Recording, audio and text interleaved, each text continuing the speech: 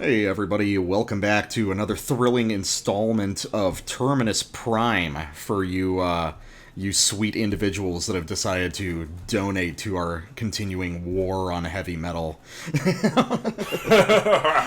And You Terminus angels. we're doing. I guess we were originally calling this a wall of shame, but that's not even it because both of the records we're talking about today are good, interesting records. They're just kind of forgotten, I guess.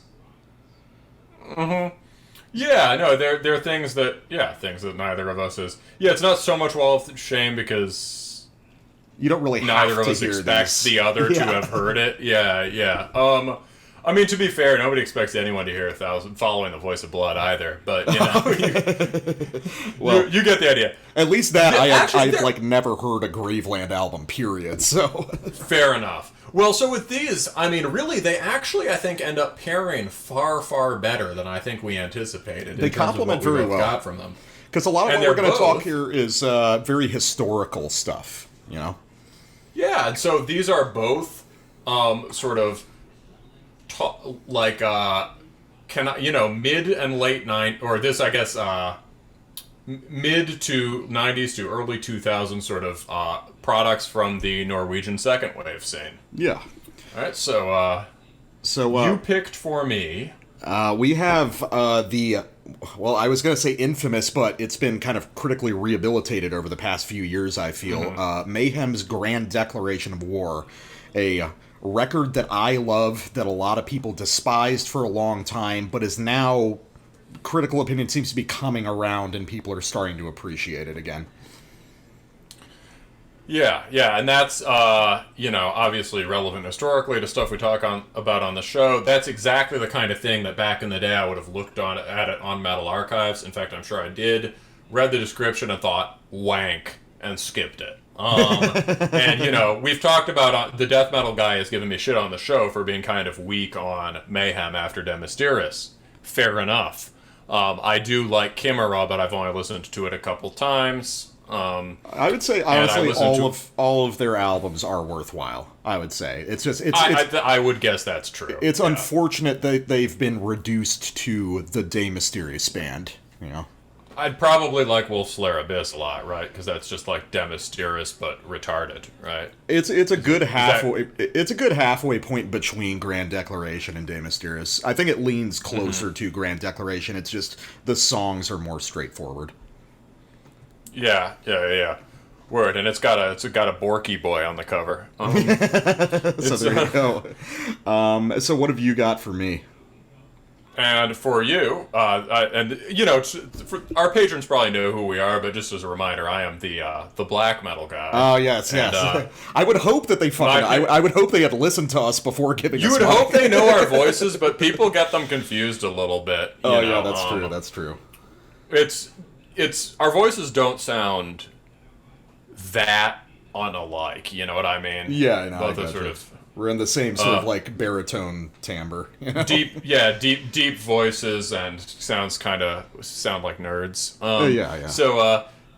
So for Hades, The Dawn of the Dying Sun is what I picked for the death metal guy. Yeah, which is so it's, the background here is this is 1997, I believe, and I'll just give a little nutshell before we start diving in, I guess. Yeah, so Hades is one of those bands that's often mentioned alongside the other second wave bands, and yet is very rarely talked about in any more substantial way. And it's not for any lack of cred, because at least one of the Hades guys did time with Varg for Burning Churches with Varg.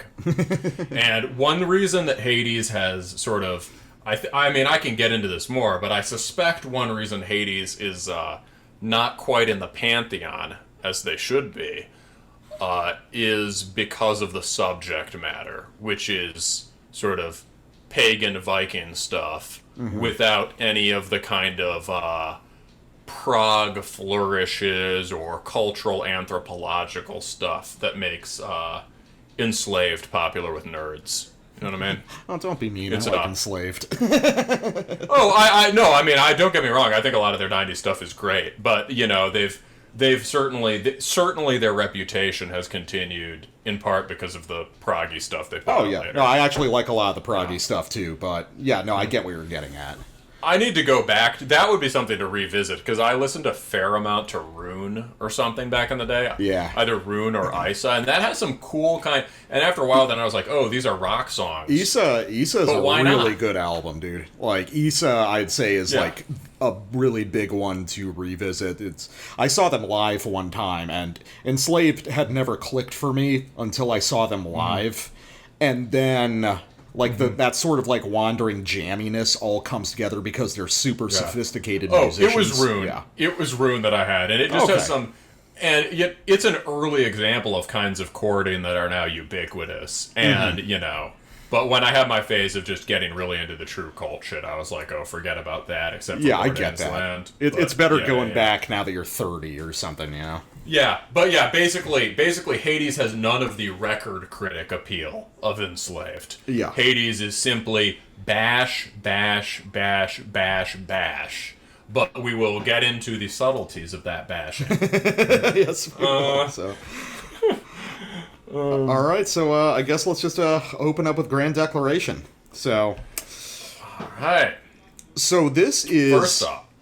Oh, well, I was just going to say, I guess another theme of this is... You know it better than me, so say something about it. Well, just kind of as a preface, both of these records, I guess, are kind of personal obsessions of ours. I am a giant fan of Grand Declaration of War. I am planning on getting a tattoo of the dove and the barbed wire on the cover as soon as, that's a thing that can feasibly be done in the current climate, so...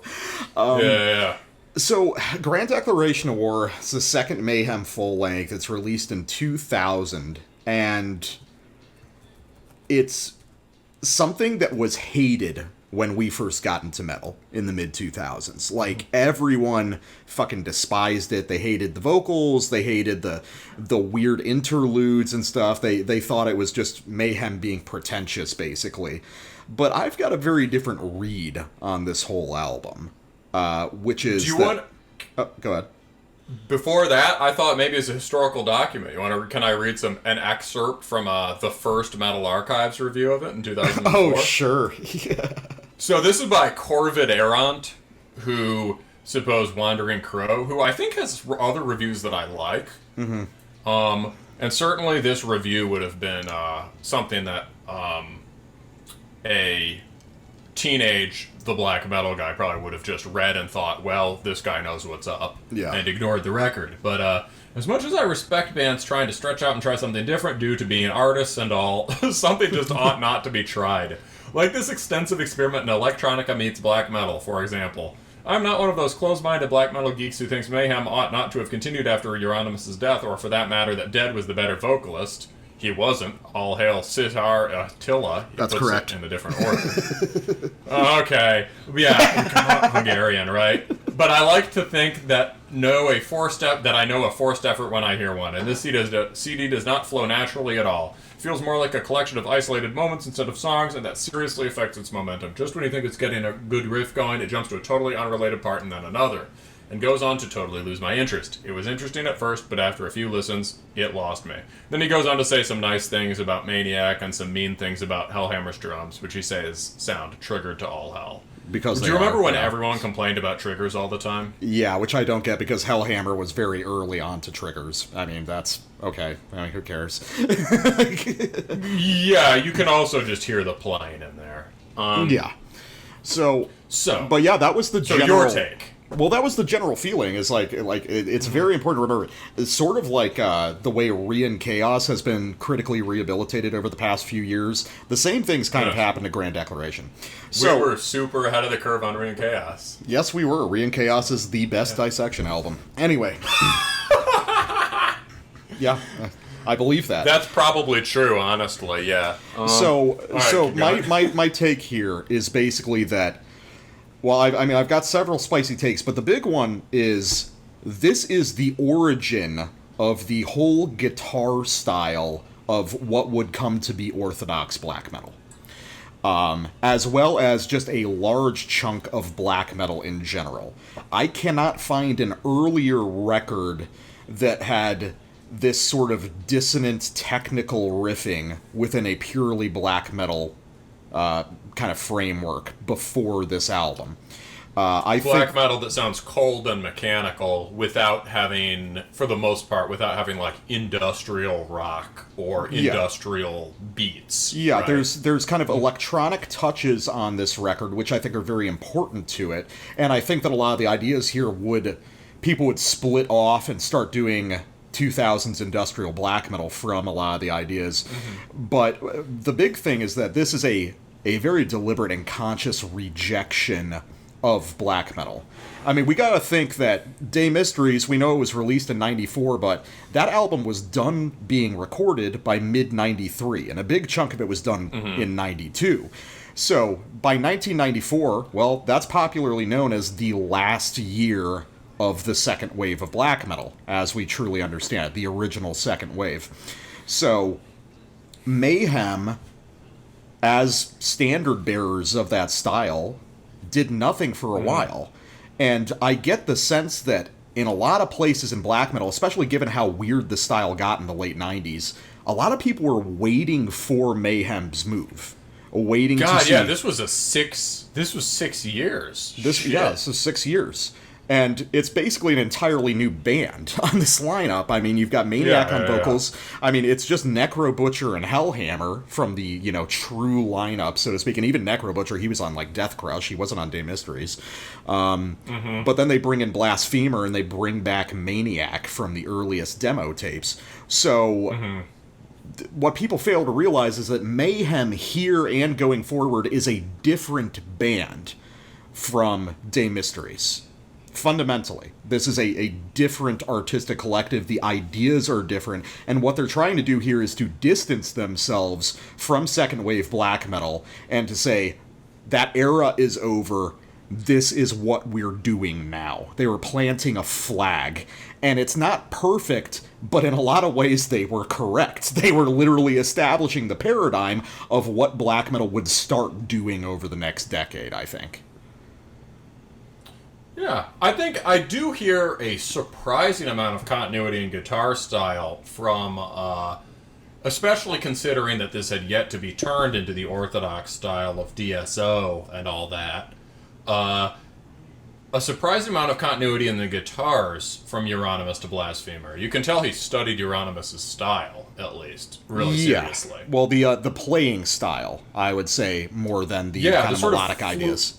Not really the note choice, no, but the sort of idea that this sort of, I was talking when we recorded the regular show about how it always feels like Euronymous has all the time in the world, no matter how fast he's playing. Yeah. And with this kind of vibe, you get the same kind of loose sweeping of the hand over arpeggios and things like that. And you get sort of... Certainly the skronkier Mayhem chords are all emphasized here and whatever, but the kind of, there's a kind of fluidity, the light touch in Mayhem's guitar, and its kind of fluidity, and it's, the many subtle shifts that are already in De Mysteris are just way brought out here. Yeah. Well, I mean, I feel like he kind of took the, Blasphemer sort of took the most marginal and weird parts of Euronymous' style, and he brought those to the forefront. He decided to build off the songs on Day Mysteries that people don't think about. Like Cursed in Eternity, or a lot of people don't really think about the title track, even though it's probably the best song on the album, actually.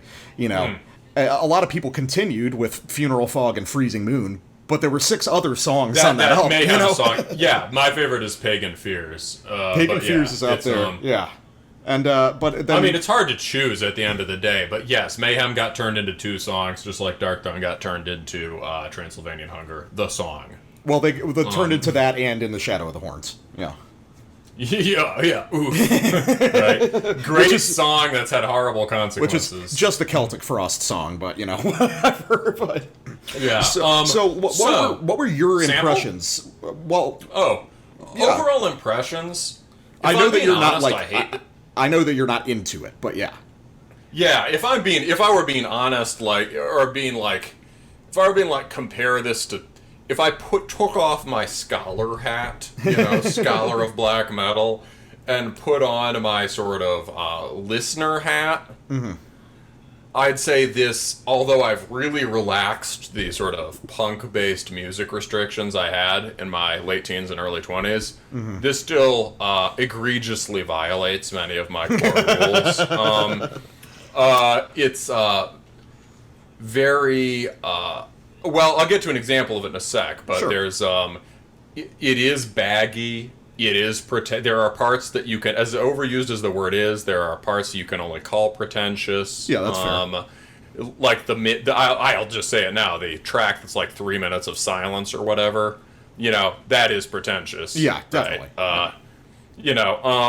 You could do it for 30 seconds maybe, or you could stick a drone in there. There are a lot of things you could do, right? But it's so there are some things that are more gestural that get in the way of the music. As I told you just before the segment, I think when everyone heard this record, what they heard mostly was the sort of difficult songs and that one little trip hop track. Yeah. And so I get, although, somebody immediately after that guy Corviderant, I think Jesus Price on Metal Archives corrects him and says, hey, there's only electronic, really beat-driven stuff on like one track on this record. Yeah. That's true, but I can see why people were traumatized by it. Yeah. By the way, if you guys aren't familiar, Jesus Price is probably the best reviewer that was ever on the Metal Archives. He was truly brilliant, and he had an understanding of music way beyond pretty much everyone else on the site, so... Yeah, he was just, he gave this a much higher record rating, where he was just kind of, I think his feelings about it are kind of like mine, where he's just like, this is, I can't get that into this, but it's certainly not bad. Yeah. Right?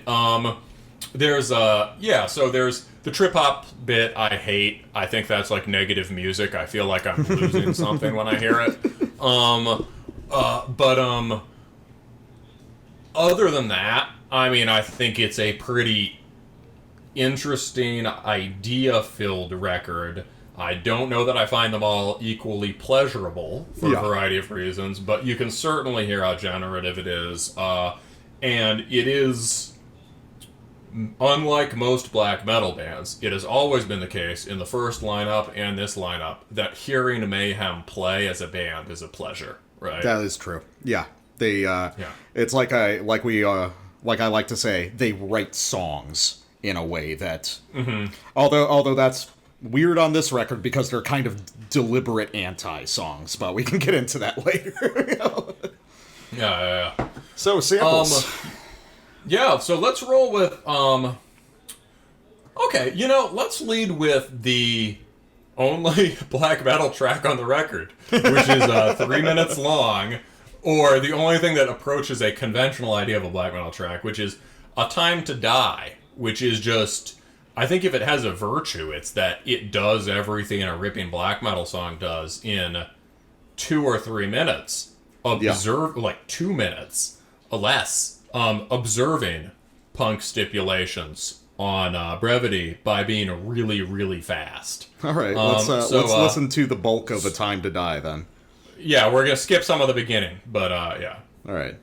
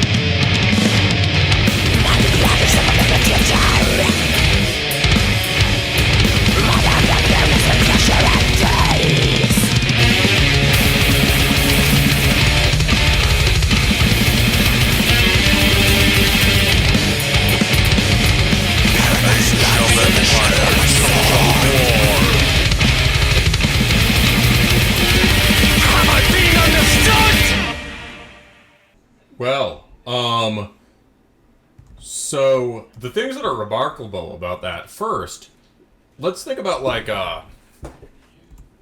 things that has in common with the Hades, which we're going to get to. Or one thing that I noticed is a influence from Bathory's Blood-Fired Death, which people don't talk about very much. They talk about it in itself as a great record, but not as an influence on anything, as far as I know. So it's, there's those sort of those dropouts where Maniac is just screaming these rapid-fire verses. Remind me of, I can't remember whether it's on Pace Till Death or Golden Walls of Heaven, but one of the rippers in the middle of Blood-Fired Death. But the other thing that really stands out is just the total moments of silence there. Yeah. They really liked using that negative space a lot on this record. And it's pretty effective on this track, I'd say, because it doesn't really... The way they pull out of those empty spaces is always pretty cool, right? Yeah. It's not arbitrary. And they hang on to those empty spaces for a while, and it's not just like the feedback fading out, it's dead silence in the middle of these passages, which is very, very ambitious for the time. I feel like there's also 15 different riffs in that track, and a track that's about 1 minute and 45 seconds long. It feels like it, yeah. There's very little repetition, but you get some of the effects of... but you get a lot of the kicks of a black metal song, right? You get sort of dropouts, big riff comes in, shift from blast to shift to more thrashy feeling. Around the 11-minute mark, just before, there was a pretty cool thing that was almost like a death metal riff that just happened, like, whizzes by, but it's pretty cool. Just like a heavy low fret lead. Yeah, I think that Mayhem, more than a lot of the classic second wave bands, engaged with old death metal a little more in some of the guitar technique, I think. Yeah, like, who would you think as being influential in this? Like, Suffocation? No, not Suffocation, but I think stuff probably like Possessed, or maybe the super early, like, mid to late 80s Morbid Angel stuff. Because there's actually some skronky chording before its time on Seven Churches, right? Yeah, I think that Seven Churches, that was just a product of just being fucking, like, not really knowing what they were doing. But then once you get to Morbid Angel, it's clearly defined. There's a logic to it. Yeah. So, I thought that track is enjoyable. It's also really the first track on the record, but it's the third track, and it comes in 10 minutes in. Really? You wouldn't say you wouldn't say In the Lies Whereupon You Lay is like a real song? Not until the last 2 minutes or so. I think it's there's lots of parts in it that have the potential to burst into real songs. But it seems to me like this album, as predictive as it is of this kind of high-speed, dissonant, cold kind of DSO or ulcerate sound. Yeah. It's also has some of the problems of music like that, which include not just sort of being pretentious, but like, let's say, endless intro syndrome, which relates to the idea that whatever you're about to do is so important that it needs all these intros. I get where you're coming from. At the same time, I think this whole album has a sort of like ominous preparatory quality to it. So I guess it doesn't bother me. I feel like the lack of a big obvious payoff is part of what interests me about it, which is very counter to what I usually like, so. I kind of get that, but like, I get that it's part of the concept, for sure. That seems fair. But then you have to ask the further question, is that good as a concept? Like, you know what I mean? It's like... Yeah, that's a matter of taste, I guess, at that point. Like, if they were about to release, like, some record immediately after it that just sort of hammered or something, maybe I'd get that. 4 years to Chimera. I think that Wolf's Lair Abyss kind of, like, in reverse order did that. Like, if you want, like... Did that? Okay. If you want, like, the song version of the ideas on this record, you know, the music version, you listen to that one. You know? Well, I'll have to go listen to that. So, yeah, so that's another thing I noticed, which is... So let me play the endless intro, and then... Or part of it, and then... Yeah, I think something that's most central to this record are sort of the things that are least like metal songs, which are these kinds of spoken word maniac passages. Yeah. Which are often very cool. And are constructed strangely and just seem like the core of the album. And they are where you'd put all your best songs. Yeah. But let's go to the endless intro. So at this point we've got this is In the Lies Whereupon You Lay. At this point we've already had an intro track at A Grand Declaration of War, and we've already had the beginning of this track. And now just listen to, I mean, I feel like all of these are riffing gestures that sort of try to lead towards something. And there's an eruption of something, and then it goes away. And I understand maybe if I listen to this again and again, it'll start to be... I can think of other ways related to what you said to defend it, but let's give it a shot. Okay, In the Lies Whereupon You Lay. So from like 518, you said? 518, yeah. Okay, cool.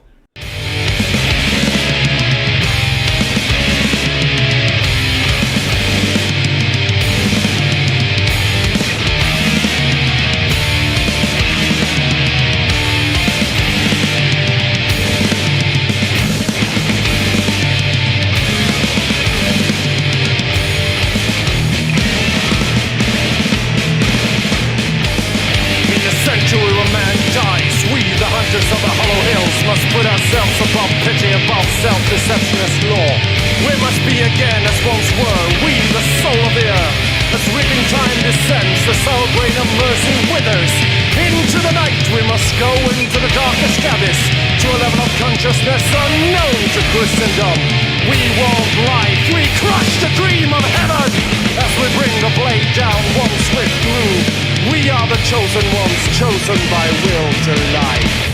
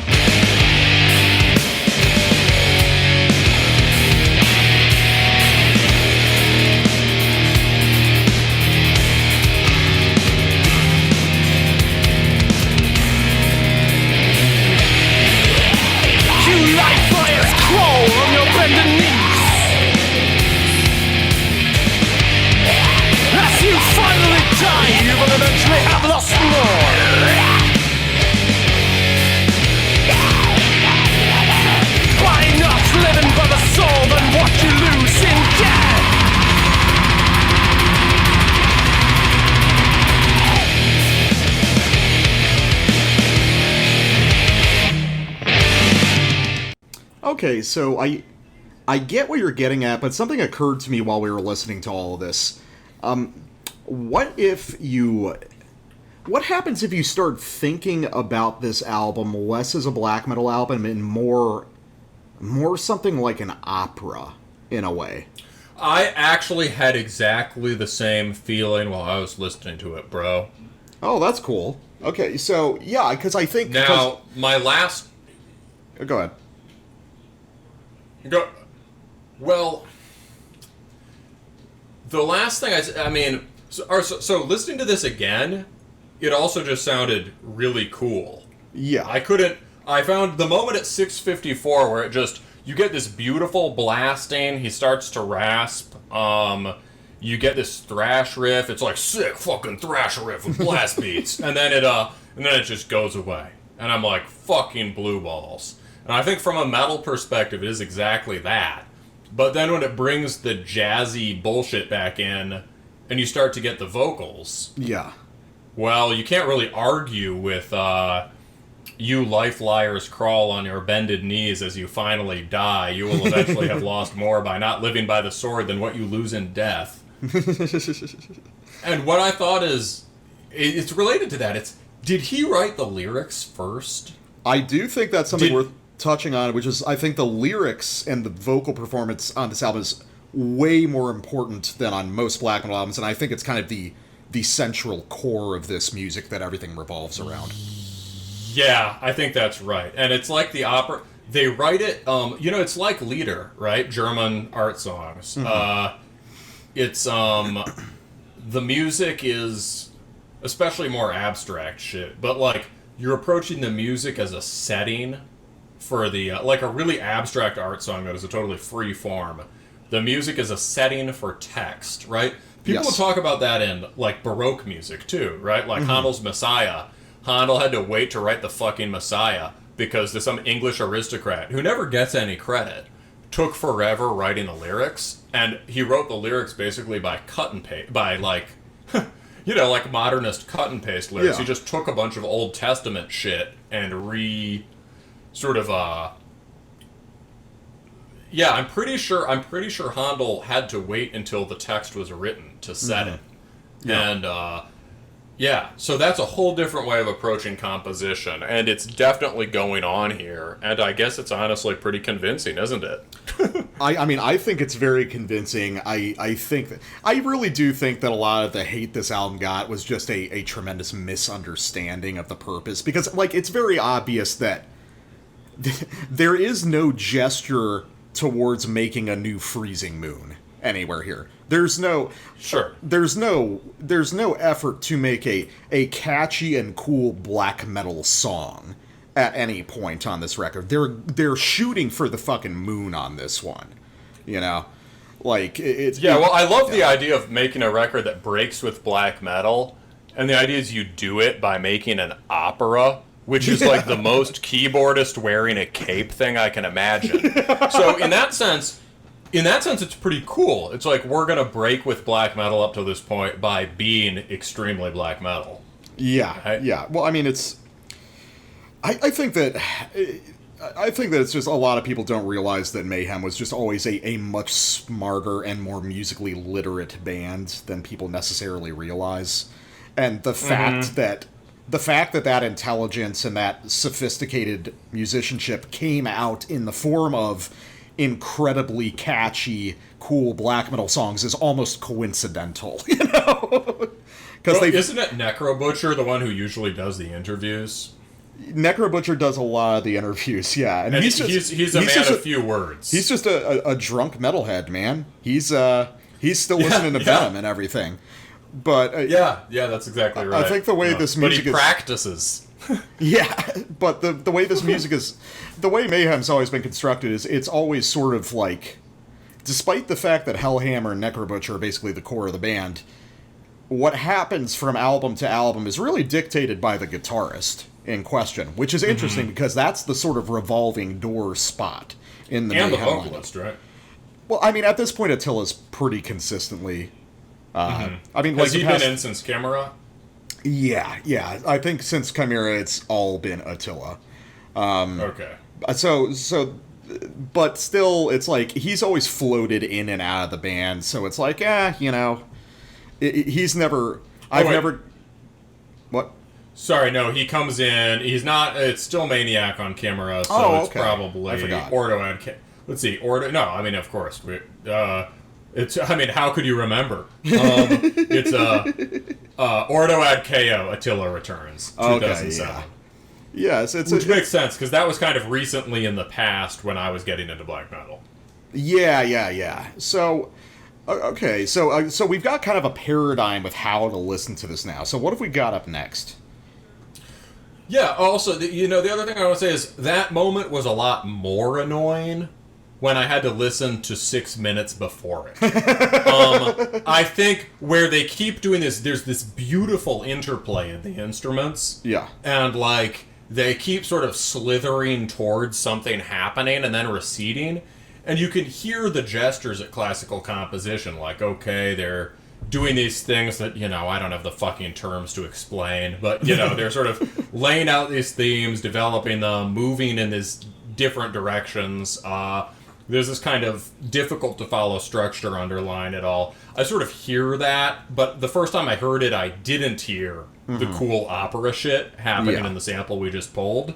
I could tell that it was supposed to be the overture to something. Yeah. And then the something kept not showing up. And so when that hit, I was just, it's kind of blue balls, but I'm definitely gonna have to listen to it again. Right? To be fair, it's deliberately difficult music. Like, it's challenging the listener in a very concrete way. Yeah, so let's... Other places that are worth hearing. Well, related to the opera, let's go to View from Nihil 1. And it's like, strangely, I think these are some of the most important tracks on the record, because it's just... There's some black metal, but it's also just a hell of a lot of Maniac talking. Yeah. All right, let's give that a try.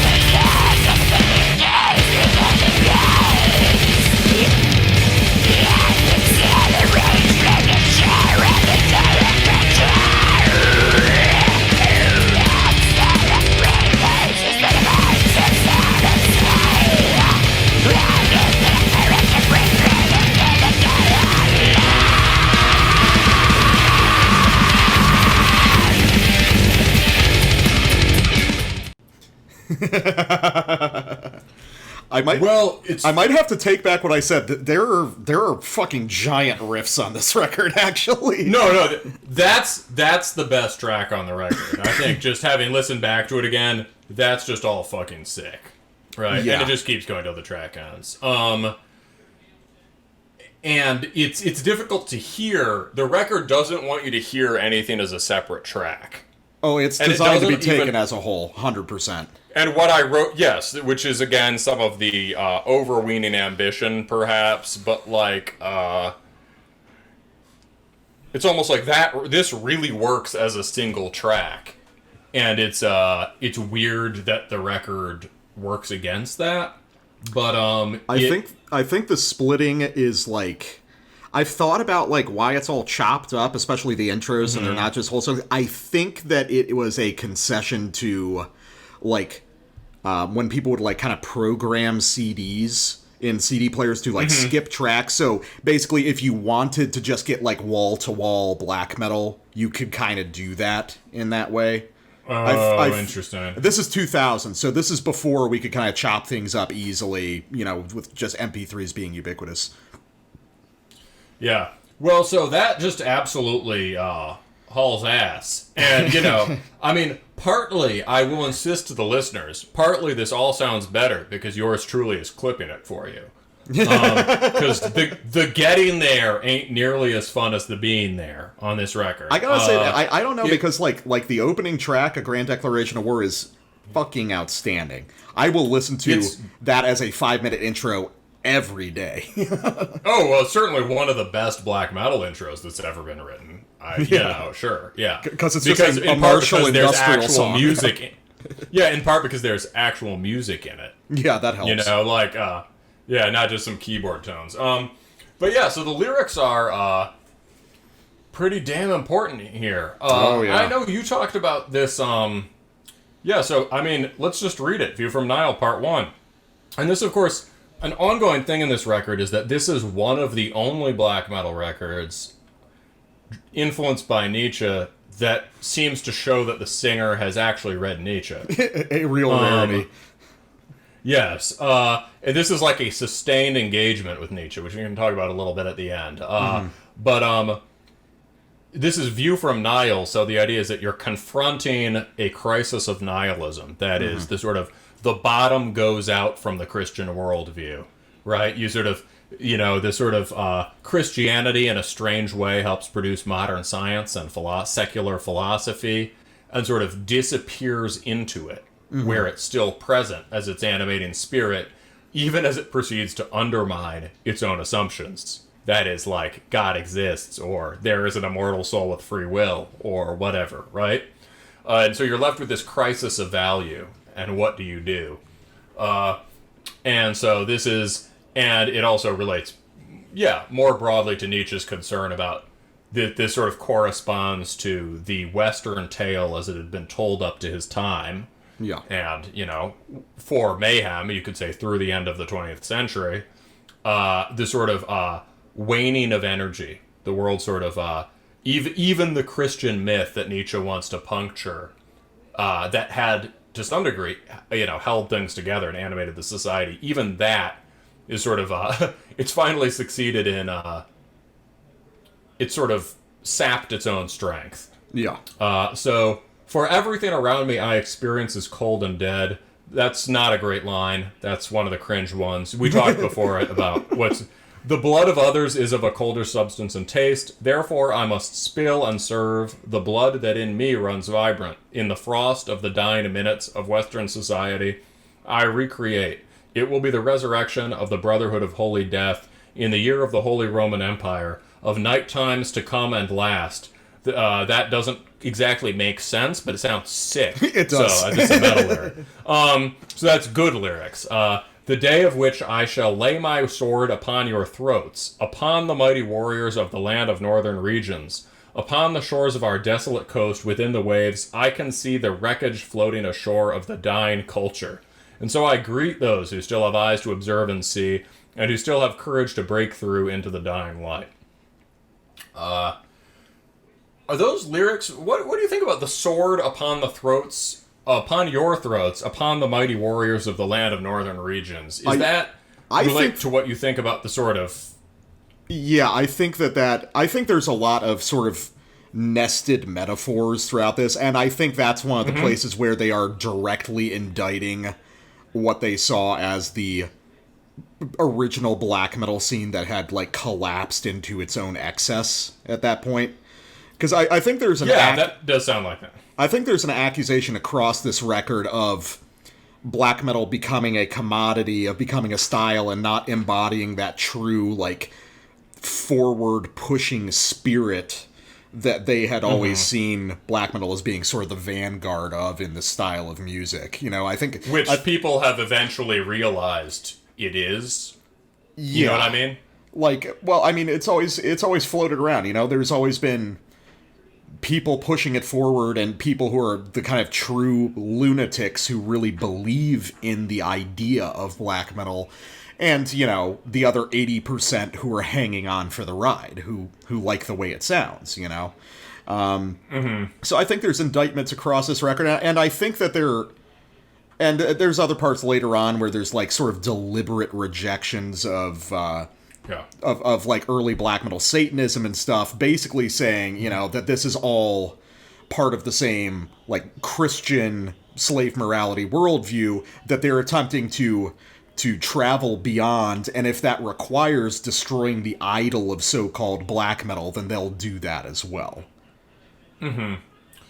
Which in some sense to me seems a little bit naive, a little bit modern as a frame of reference. But Nietzsche has that in him too, this kind of commitment. He associates life with progress. And at times, I mean, let's say he's easily misrepresented as doing that because of moments in Thus Spake Zarathustra or whatever, where you've got you get these associations of life with development or something, which is not quite where Nietzsche goes by the time the Twilight of the Idols, and which is the basis for the phrase "the Grand Declaration of War." Yeah, Nietzsche conceived as his Grand Declaration of War. But on the other hand, I mean, I think you're right that he clearly is attacking the black metal scene, but also maybe a kind of friendship and opposite. So I think Nietzsche's big on is two-sidedness. Yeah. And so one way of making it not this kind of rejectionism, right? One way of making it not this kind of rejectionism or this kind of drive to progress in this sort of simple sense is making it like a sacrifice, right? Yeah. I lay my sword upon your throats, upon the mighty warriors of the land of northern regions. Well, there's nothing in the vocal performance to suggest that said ironically. You know what I mean? Oh no. This is very like it's this is very direct, I think. Yeah, and so it's a kind of like, well, if they're the mighty warriors of the land of northern regions, and if it's their culture died and all that, right? It's sort of a you could see him. Yeah, I mean, there's a lot of. I mean, you could see it as like we have to sacrifice black metal to save black metal, right? Well, I mean, what if I think what if we even just make it simpler and maybe you could read this whole record as a sort of accelerationist anthem, a sort of like mercilessly driving towards this day of inevitable bloodshed or something, you know? Yeah, oh yeah, sure, no. Yeah, turning against sort of naive conservatism in black metal, for sure. Yeah. I think that's right, because by the late 90s you get bands who are transparently selling out and bands who answer that, often newer bands who answer that, right, with this kind of thing that we've all heard dragged through the dirt throughout our lives, which is true cult black metal, right? Yeah. Yeah, so I mean, I think that's totally fair. I wanted to sort of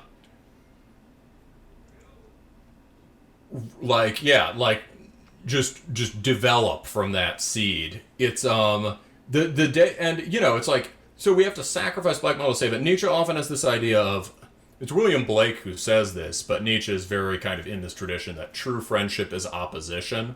Yeah.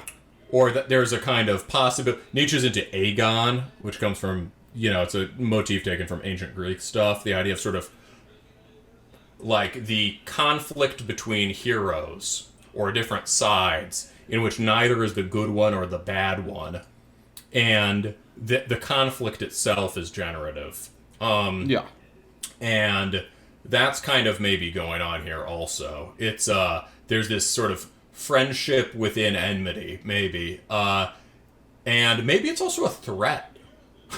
I think it is more of a threat, honestly. I lay my sword upon your throats and greet those who still have the eyes to observe and see. And still have the courage. You know what I mean? Oh, yeah. No, I like this.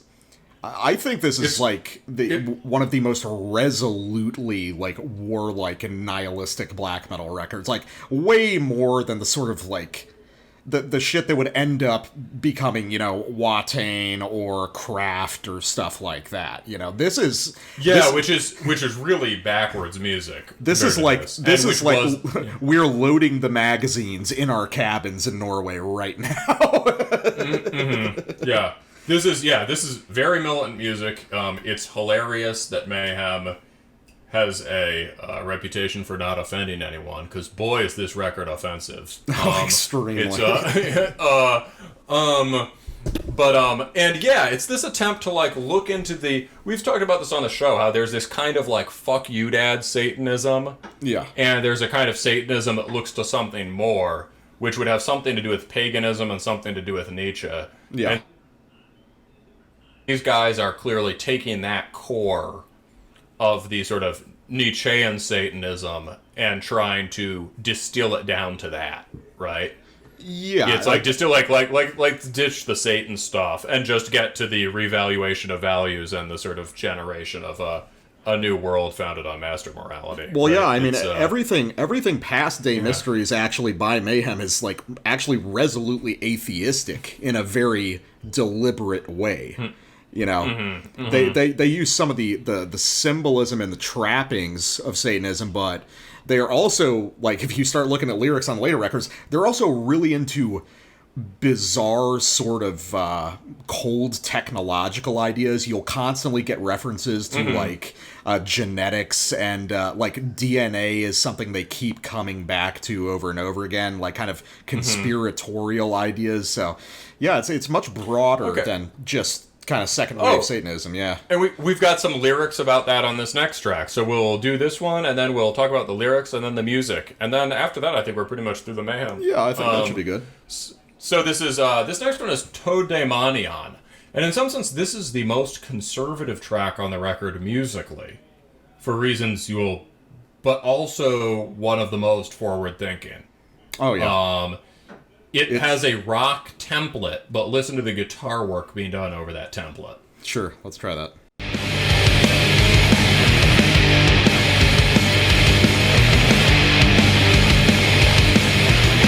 In a circle of stars, in the afterglow of the last war, do you hear the voice? Nothing but demon ashes remain. You lost everything you believed, but to me the reconstruction is the voice.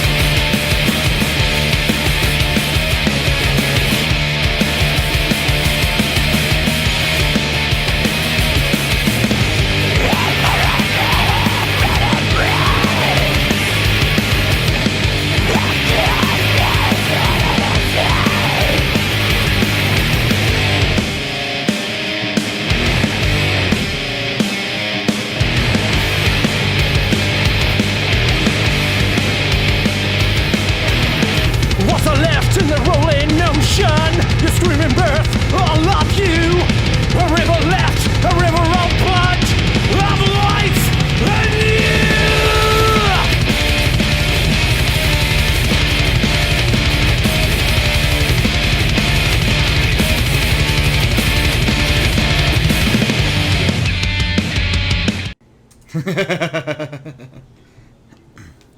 I mean, in a sense, I think you could say that that's the perfect Watain song, you know? that's the good version. Yeah. Oh, it's the good version of Watain. It's like a rock black metal song, but there's a purpose to it. You know, it's like, this is one where there's like that hint of like kind of sardonic humor to it, you know, especially, you know, just paranoia of rotting drugs. What could be Satan himself? You know, it's like, but another thing to appreciate about this record is... there's also a sort of bitterness about the rock. There's a moment, we'll get into this, about the goth undertones on this track, but there's a moment in an early Birthday Party record where I think Nick Cave says something like, rock! And the track, you know, goes, it sort of lurches into this staggering, stammering noise pile, right? It's just...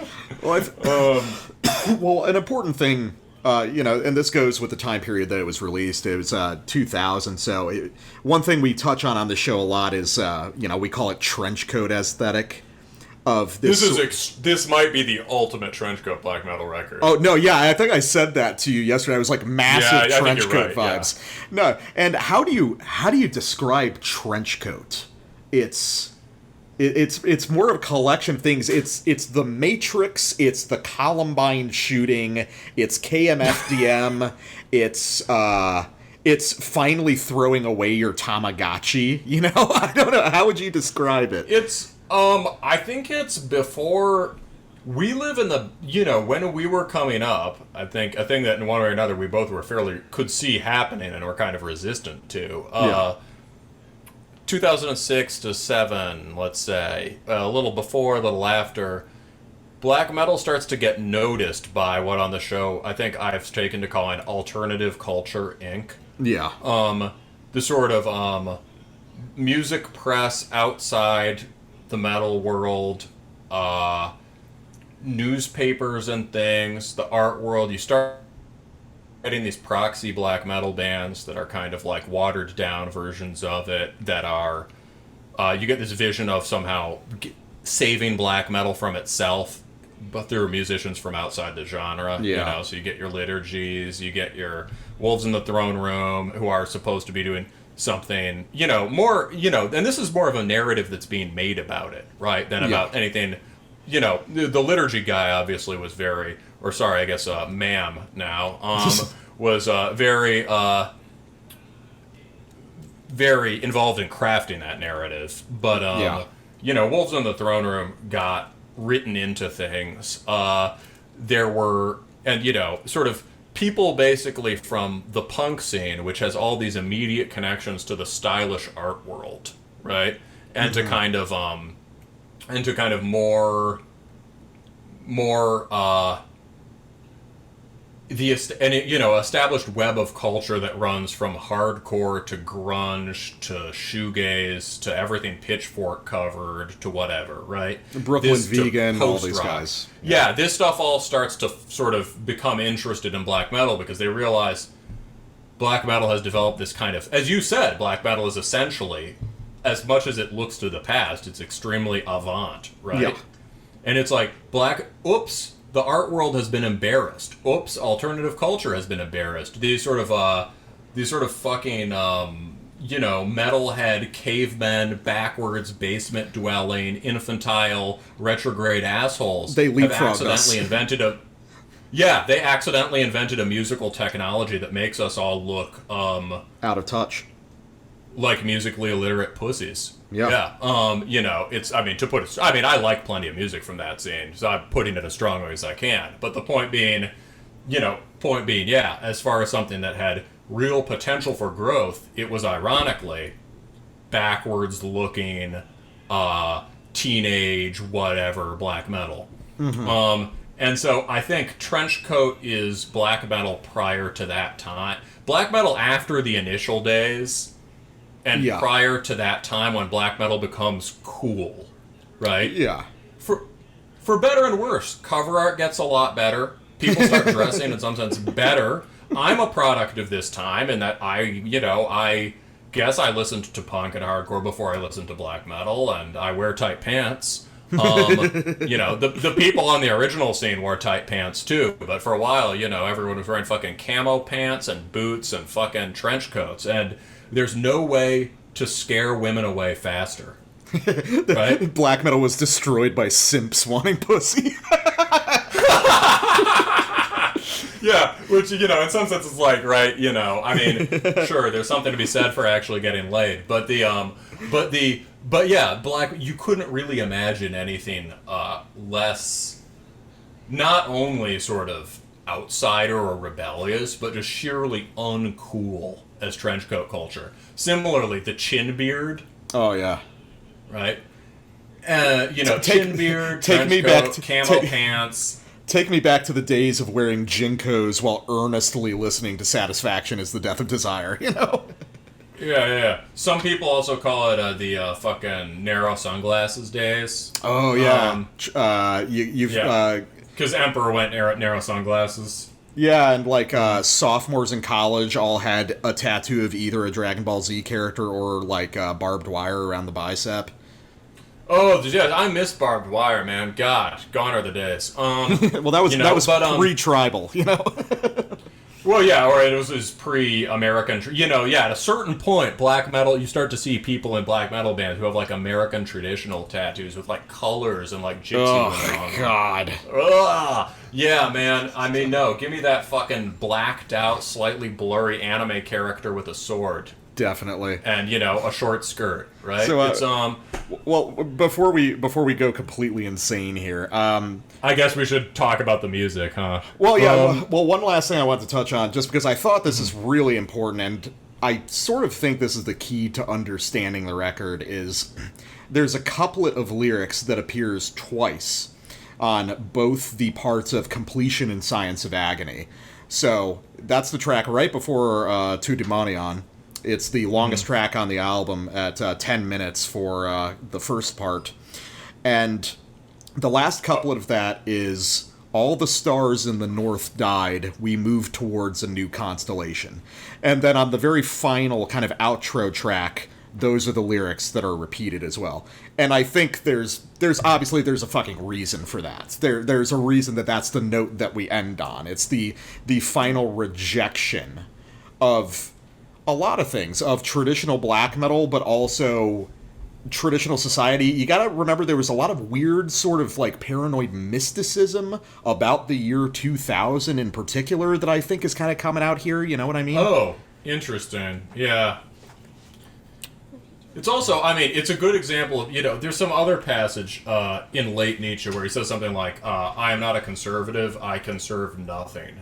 Right? And now, this does not mean that Nietzsche is progressive. What it means is that, right, Nietzsche's reference points of things he values are almost always just like late 19th century Russia. He likes it because they're barbarians. Yeah. Corsicans. He likes Napoleon because he was a barbarian. 16th century or 15th century Italian aristocrats who he likes because they were men of high culture who were also barbarians. Yeah. The sort of flourishing of culture amidst this world of intense strife and conflicts that, if you look at them from backwards, appear, quote, senseless. Yeah. Right? These people who are rediscovering pagan statues and sort of pagan gods, right? Further back than that, he doesn't talk a lot about the Vikings or whatever. Occasionally you get it, but for the most part, he's very critical of the Germans themselves. You know, that's another sort of kill it to love it kind of thing. Yeah. Where he's very critical of 19th century German ideas of identity and the sort of one-dimensional volkishness that leads to 20th century stupidity. Yeah. So he's very critical of the Germans. He is, although he clearly also will never say it, but he loves being a German. Yeah. And he's one of the most German people ever, right? But, and you go further back than that, well, it's all ancient fucking Greeks, right? Yeah. Greeks, he doesn't even like the Romans that much. But so Nietzsche's reference points are very often in the past and very often not very civilized. And yet he's ceaselessly oriented towards the future in another way. And this album really does have that feel. What else? So with Tu Daemonion, there's musical stuff I wanted to talk about. Okay. Basically on the show, I've said a lot how things like a certain kind of glistening, skronky guitar that shows up in a lot of orthodox stuff and a lot of stuff that gets called post-black, in a lot of things influenced by DSO and ulcerate. Yeah. Comes from The Killing Joke. Mm-hmm. Right? You've pointed out that another source for that is Immolation. Immolation had a lot of those ideas. There's a fingerprints of a lot of weird stuff all over this record. Immolation, who themselves were probably listening to Killing Joke, but way back before then. But what's interesting about this is that, as you said, sort of Maniac is their tie to the goth and punk scenes, right? Yeah. This record is not. Another thing this record is not is sort of uptight and prudish, right? Maniac was a fucking psycho, and he just talks about taking drugs and feeling like Satan. Yeah. So he rules. Yeah, eternity is. Yeah, you get in a circle of stars in the afterglow of the last war. Do you hear the voice? Nothing but demon ashes remained. You lost everything you believed, but me, the reconstructionist, the voice. All right, this is about this sort of rebuilding. Like boil everything down to destroy everything and start rebuilding, right? Mm-hmm. This process of smashing the idols. All paranoia of rotting drugs. What could be Satan himself? One star left in the rotting ocean. You scream in birth, all of you. A river left, a river of blood, of life. A new. All paranoia of rotting drugs. What could be Satan himself? I feel the light breeze. The sun takes control, and nothing here remains but you and me. Yeah. Lot going on in that one. Yeah. Right? It's suddenly very... shifts into this kind of very personal romantic thing. I mean, I don't even know if I read that as personal and romantic. I read it as the complete dissolution of context and our notions of value until literally the only thing that exists is the relationship between the speaker of the band and you on a very, it's like trying to separate you from the world in a sense. Oh. That's, bud, that's a smart reading, and that makes it better too, right? Yeah, nothing here remains but you and you and me. Yeah, he's speaking to you. I like that. That's similar to "I put my sword on your throats, lords of mighty warriors of the north." Oh yeah, all the yous in this are speaking to the listener directly, I believe. I like that. Actively trying to recruit you for. Well, there was a bit of that stuff in. Remember in Moldrian where it was like he's trying to recruit you as an ent. Yeah. There's a lot of that kind of hailing the listener here. So in Tu Demonian though, musically, we've got this big goth thing going on, and there are a couple reference points for it. First off, I mean, I think Maniac has to have some of the best cleans in black metal. And it's because he's not drawing on Ison's cleans, which are bad. Strained, warbling, every line is forced. He doesn't know how to shape vocal lines in a melodic way that goes with his guitars. It's a, botched thing from the start, right? This guy, his basis isn't some sort of kind of like idea of what opera might sound like if sung by a screaming Norwegian teenager. It's it's coming from goth rock, right? And so let's do the very beginning of, I don't have this on the sheet, but I thought just as one type for this song, not so much the guitar, but the vocal persona, Bauhaus's In the Flat Field. At the beginning of this record, Maniac quotes "We hunters in the hollow hills" or something. Yeah. The hollow hills is a reference to ancient English, pagan stuff about where the fairies dwell and which are burial mounds. However, that's not the first reference on his mind. It's fucking Bauhaus. Yeah. It's So are we listening to the title track or Dark Entries? Oh, sorry. No, I was going to suggest In the Flat Field. Just let's roll it from zero. Okay, let's just do that.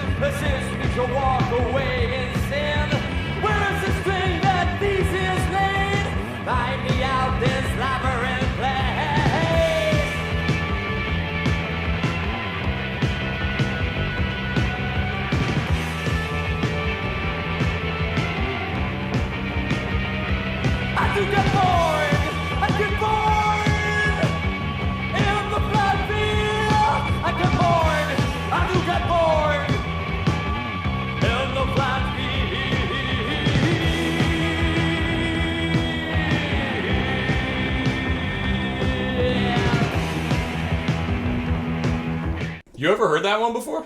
No, I'm way behind on kind of classic goth rock and everything. What do you think? I mean, I like it a lot. I mean, it's always weird because whenever you show me goth stuff, my immediate reference is like just how much more it sounds like punk than everything we think of as goth nowadays. You can hear the fingerprints of early punk music as well as like just a lot of like early classic rock and roll, like Rolling Stones, kind of at their heaviest moments, that sort of thing. The Doors would be huge. Yeah, for the this. Doors definitely. Break On Through to the Other Side is basically a goth song. And for the patrons, I once had a goth punk goth band of this kind, and we were going to cover that song before we broke Nice. up. But, well, it's although actually, I guess kind of the last thing I'd like to say about this album musically, which is probably another reason it was so controversial, is the other side. Back to Grand Declaration. Yeah, Grand Declaration. The other side of goth on this, so to speak, is the fact that I hear Marilyn Manson all over this stuff, because Mechanical Animals was released in '98, and that's an album that I actually love. I'm actually a big Marilyn Manson fan, as weird as that sounds. And Manson is like one of those things that, again, I think it made sense that we all hated it back in the day, but at this point, we should all feel confident enough in ourselves to not feel threatened by anyone confusing us with Marilyn Manson. Well, he's just an outstanding which was pop more of a songwriter. serious risk at the end of the Trenchcoat days. Yeah. You But know? he's a remarkable pop songwriter, but Mechanical Animals in particular, which was the album where he started folding in a lot more of these kind of electronic and industrial ideas. There's touches of that all over this record, and I think there's even touches of the earliest Rammstein stuff all over this record. Oh, I hear the Rammstein for sure, actually, now that you say it. Well, let me double check That's the fucking dates funny. on that.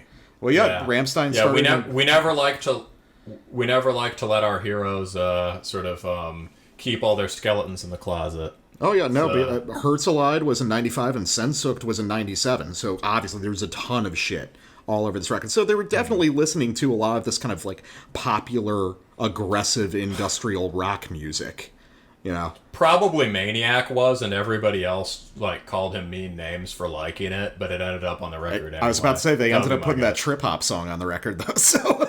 That's true. Who knows? Yeah. I mean, also, remember, they were all kind of like rockers at this point, so they could afford drugs and shit. And, you know, hang out in goth clubs. So, yeah, the other big thing on that song, on Tode Manian, really is the Killing Joke, as far as the guitar style. And when I say that something like DSO sounds like the Killing Joke, well, there's the fucking missing link. It's this album in general, but specifically that song, which is like a Killing Joke tribute. I'm going to play you brief bits of 2 songs, and when you have this, you will have hacked the DNA of like a ton of different extreme music and other genres. So let's do, I think let's do the Hum from Revelations first. Okay.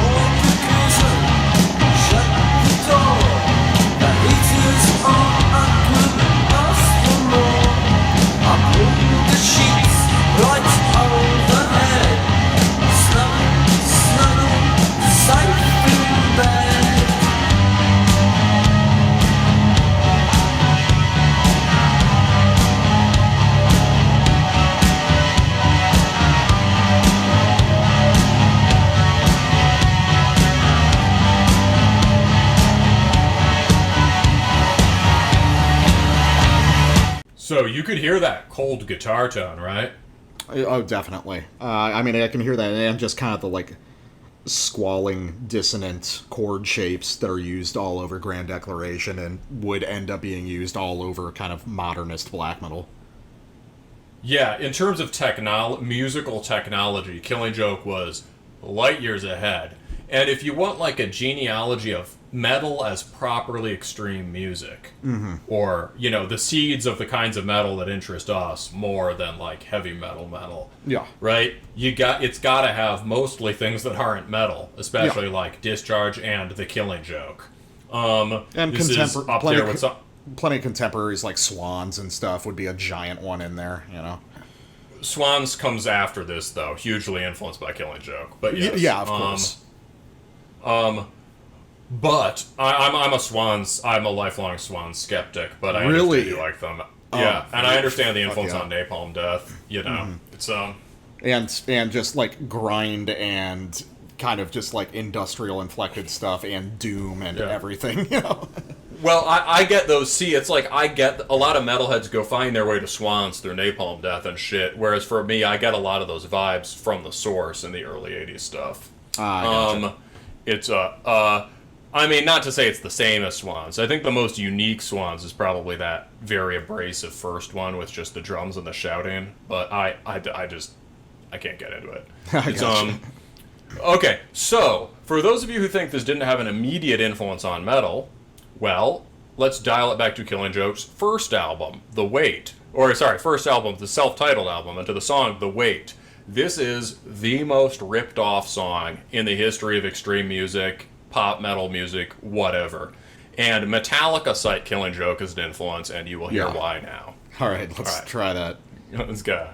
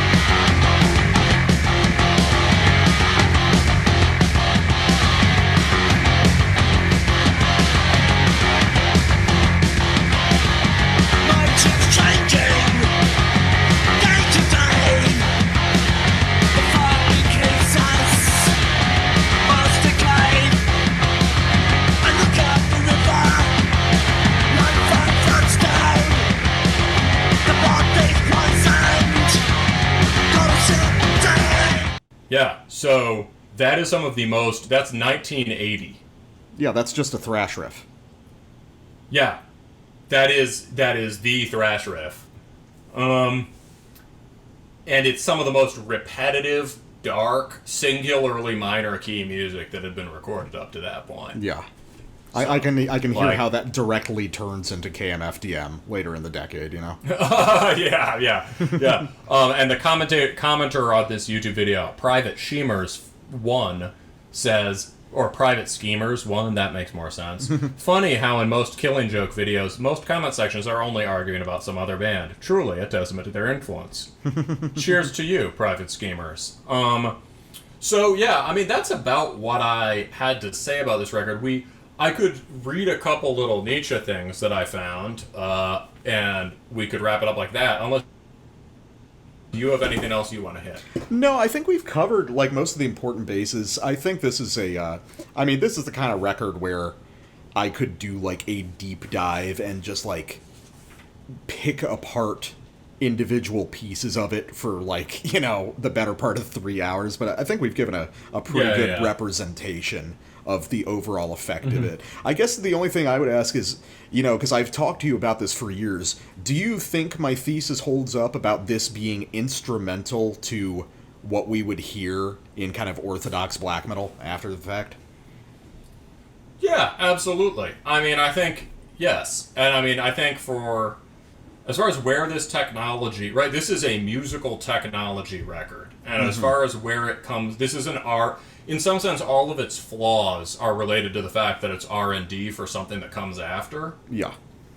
And maybe that's intentionally what they meant, Yeah, I mean, I think that they knew they were going out on a limb, and yeah, I'm just Nietzsche glad Nietzsche hails the Ubermensch to come after him. Right? Yeah, People often say, "Oh, Nietzsche thinks he's the Ubermensch," and he's like, "No, he certainly doesn't. He's a sickly man living in a hotel room in Germany, or in northern Italy, or someplace like that." Yeah. No, it absolutely is. It's sort of, and maybe this whole preliminary structure of it is, and the willingness to just indulge in all these occasionally goofy excesses is just, we're gonna, it's this Nietzschean idea of self-overcoming, right? And I think that's very, right? You have to sort of, a sacrifice, you could link that back to the Odin myth, too. A sacrifice of oneself to oneself. You are becoming something other. There's a line of continuity, but you're becoming something other through your own willing choice of your downgoing, you would call it. Yeah, and bear in mind... Or embrace of a down going that's coming one way or another, as some of those, you know... And are you going to fade out and decline, as Maniac asks, or are you going to lean into it and make a sacrifice of yourself? And that's something that happens here, because the reality is, for the next 20 years, Mayhem never sounded like Day Mysteries again. In fact, none of their albums ever sounded like each other ever again. They just kept going forward into their own idea of what the next step is supposed to be. And I really appreciate that. Yeah, well, maybe we'll listen to Kimura soon, you know? Yeah, we should. And honestly, even the later stuff is really good, too. Like, Esoteric Warfare is a fucking killer record, also. So, okay, I think that's pretty good for Grand Declaration, so let's take a quick break, and we'll come back with Hades. Alright, for the back half of tonight, we've got Hades with The Dawn of the Dying Sun, released in 97. And give me some background here, because it was interesting. You chose the second album in this incarnation of Hades. If you guys don't know, they ended up changing their name to Hades Almighty in the 2000s, and I think I've heard some of that stuff, but I don't think I've heard the earlier stuff. Yeah, one of the only bands to smoothly and completely successfully transition from second wave BM to trenchcoat BM. When they became Hades Almighty, they just sort of added blast beats and stopped writing about Vikings, because that doesn't get you laid. Or it certainly didn't back then, before the show. And started writing just more sort of like evil technological lyrics and building out the same guitar style to just be colder and more industrial. And it's actually pretty damn good and kind of catchy. So why did you choose this one over Again Shall Be? Yeah, Again Shall Be. Yeah, so Again Shall Be is, right, this is 94. I don't know if they were, let's see, Tunsberg served prison time for his burning of Old Asane Church in 1992. So I think that must have slowed down the band a little bit, the whole church burning thing. But they, so 94 is a late release, although it was formed in 92. And with Again Shall Be is cool, but it's extremely one-dimensional. Yeah. In the way that I like one-dimensional albums. Yeah. But it's really just like bash, bash, bash, bash, just bash, bash, slog. Bash. Well, it's, you know, what it would be, we'll get into the Bathory influence, but it's just extremely, the basic formula is all there. Extremely pummeling mid-tempo black metal with a very epic barbarian pagan feel. But the guitar isn't as folky as it becomes in The Dawn of the Dying Sun. Yeah. And there's just, the sense of melody isn't as developed, the chording isn't as developed. And so it sounds more like Bathory and kind of more like Greek black metal. Yeah, I could get a little bit of that. Well, I mean, honestly, one of the things we'll get into is this is sort of a Rorschach test of an album, because it sounds like 100 different things that would only develop really distinctly in the 2000s. Yeah, I think that's what you said. So I chose this one basically because, I mean, I just love it. I think it's one of the the completest incorporations of a pretty real idea of Norse folk music into black metal in the 90s, certainly. And, you know, fuller than much that's come since. You can tell they actually listen to it. There are long, fully developed melodies. There are these really cool, kind of complex chords. There's this droning quality to all of it. This intense hypnotic repetition, which is sort of adjacent to Burzum, but totally different from it in terms of how it's written, right? And it has a kind of visceral heaviness to it that I like. Yeah. And it's influenced a bunch of other... I think as far as influencing the harder and more authentic and cooler wave of sort of pagan or heathen raw black metal that's become big since the 2000s, this is really ground zero for that. And it's sort of for versions of black metal about Vikings that aren't just shitty Viking metal. This is, again, just formative. Up there with Trelldom and Eternus. Yeah. Well, it was, actually, it's interesting you say that, because I was just looking it up while you were talking, and this is something I keep coming back to as something that's common to a lot of the things you seem to like, which is you could really call Windeer like the polished up, accessible version of this. Because the first Windeer album actually also comes out in '97, so there's kind of a through line, and I think it's close enough that clearly Windeer was listening to these guys. They're like there's definitely, that makes sense. There's no mistake there. Obviously, Windeer takes everything up a notch just with kind of more complex songs and more layering and more kind of instrumental voices in the mix, but the core of it is remarkably similar to what you're going to hear on this record. Interesting. And a common touchstone for those would be, I think you said in your notes, Bathory, right? Yeah. And you had some interesting thoughts about that. So, yeah, I mean, I listened to this record a couple times, and like I'll full disclosure, it's not something I'm really into just because I'll fully acknowledge that it's a personal taste thing. There's nothing wrong with this music. It's just this sort of like resolutely mid-paced stately stuff tends to like just kind of get boring for me, especially because I think even you'll acknowledge that most of the guitar work on these are very, very simple riffs for the most part. So, for a lot of it, you have to kind of just be into the idea inherently. You know what I mean?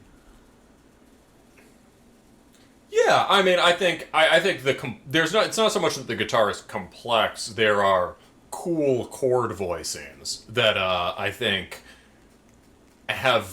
they're cool harmonies in the way things are set up. There's, it's the basis for sort of a lot of chord shapes in Hate Forest or in Graveland or in any of these bands. Well, you're also just much more into folk technique in general. Exactly. So, no, I totally get it. You're not that into folky stuff, and you really aren't that into consistently mid-tempo stuff. You like very fast and very slow. Yeah. And when you listen to this record, you almost even wonder, can the drummer blast? I don't think there's any blast beats on this record, are there? No, zero. And zero on the previous one. I'm pretty sure... And there's Let's probably see if only the drummer carried over to Hades Almighty. There's probably only a couple thrash beats on this record, really. It's mostly just... Yeah, very few, if any. Remy Anderson is in Hades. Did he carry over to Hades Almighty? So that is interesting because there he does do blast beats. So then it's a deliberate refusal of them throughout this record. There's not a whole lot of high-speed tremolo riffing. It's mostly kind of 6/8 folk strumming for the majority of this record. So I mean, that's going to be my complaint, is just this tends to operate at a very consistent tempo and rhythmic structure, and I get the purpose of it. It does sound authentically folky in a way that most of those bands don't. It's a little bit still for me from song to song, but there's things on this record that are really interesting. Because I think we've talked about this. I feel like I have kind of a blind spot when it comes to certain Euro metal of like the mid to late 90s. It's just, it's not something I've delved into that far. That came up a bit with when we were talking about the new Sviderna record, right? Yeah. That was kind of a similar situation where it's like, I feel like this is kind of channeling sort of a blind spot of stuff that it was probably very influential. But the biggest thing here that we'll have to talk about is obviously like the overwhelming primary influence here is going to be Bathory. Yeah. Which is interesting because everyone talks about how influential Bathory is, but there's not a lot of bands that sound like Bathory, and the bands that actually do sound like Bathory usually pop up in like the 2000s. So Bathory's kind of unstuck in time because I had to look back and be like, oh, well, what year was this album or this album? And then I remembered after looking it up, Hammerheart was released in fucking 1990, which feels so much earlier, like than it should be. So then I got to thinking of like, well, Bathory was operating super, just like in parallel with all these early black metal bands, but why don't these early black metal bands actually sound like Bathory? here's one of those missing links. Here's a band that was rooted in the second wave, the true, like, body of the second wave, and actually sounds like Bathory. But folding Bathory back into what we think of as second wave black metal. So that's really interesting. This is kind of like the earliest time I can think of hearing that. Yeah, I think that's right. I mean, yeah, because clearly I think stuff on Bathory, there's stuff on the Return and Under the Sign that does sort of anticipate the second wave sound. Mm-hmm.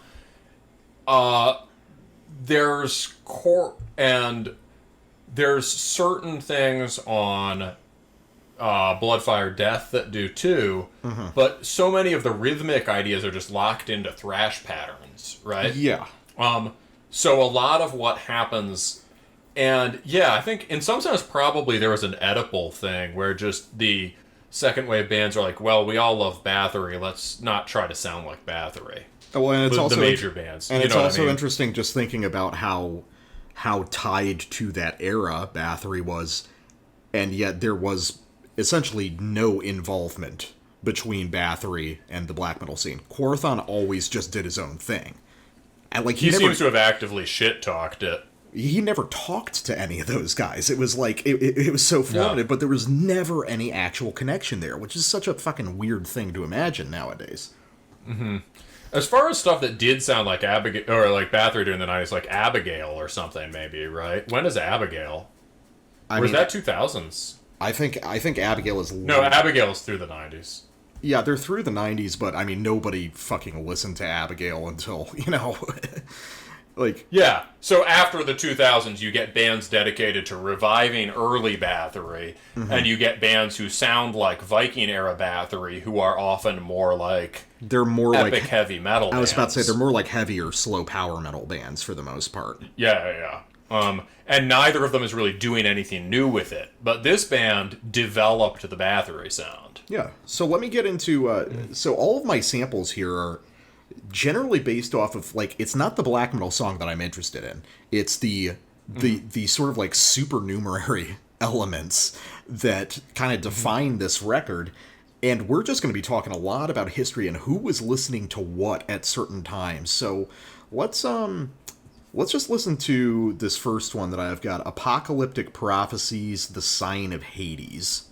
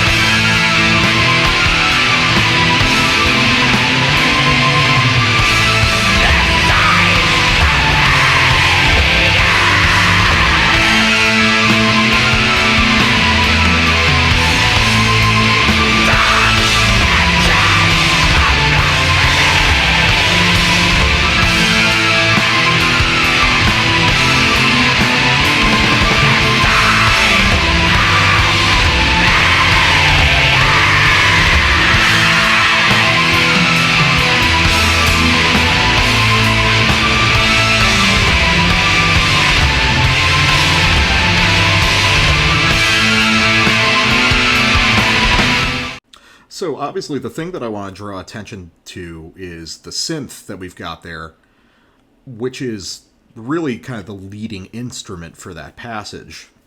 Now obviously you've got Emperor doing Nightside Eclipse in 94, but the synths never really operate like they do there. You know what I mean? Like the synths are mostly for backing Emperor, they're more textures. textural pads. Yeah. Even when they come to the front, they're chords, usually. Yeah, and like this is a little more comparable to stuff that you might hear on Anthems to the Welkin at Dusk, but that's 97, the same year as this album, so that's not an influence. So where are these ideas coming from?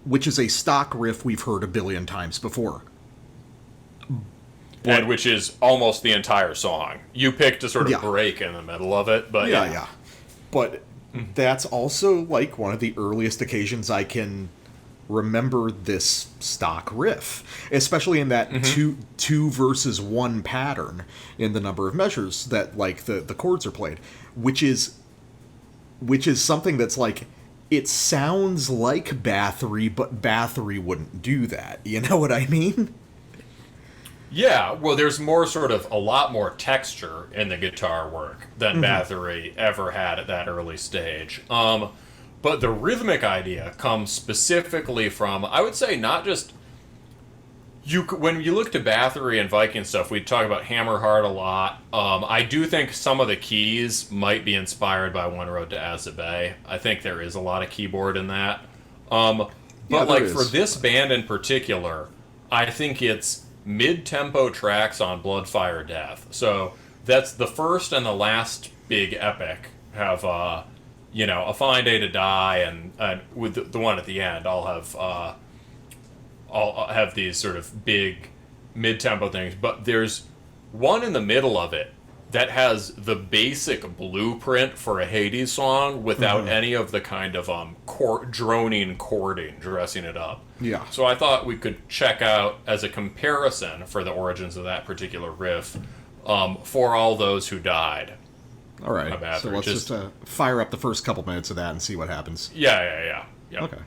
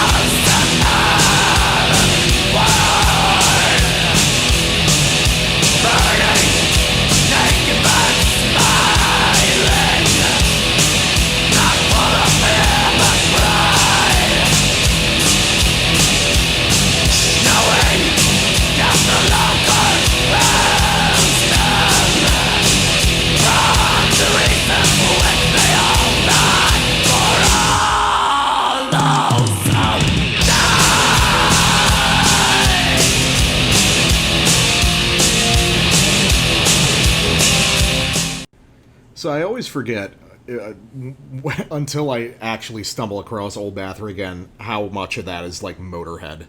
Like what? like the that little like pentatonic like holding pattern slide riff, that Yeah, for sure. Yeah, that's kind of bluesy. Yeah, definitely. Yeah, fair enough. Yeah, that's very Motorhead, and that sort of dum dum dum dum.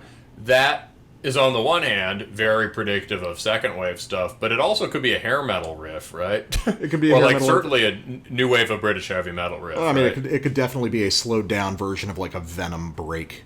Yeah. Mm-hmm. Although he claims he never listened to Venom, and I believe him.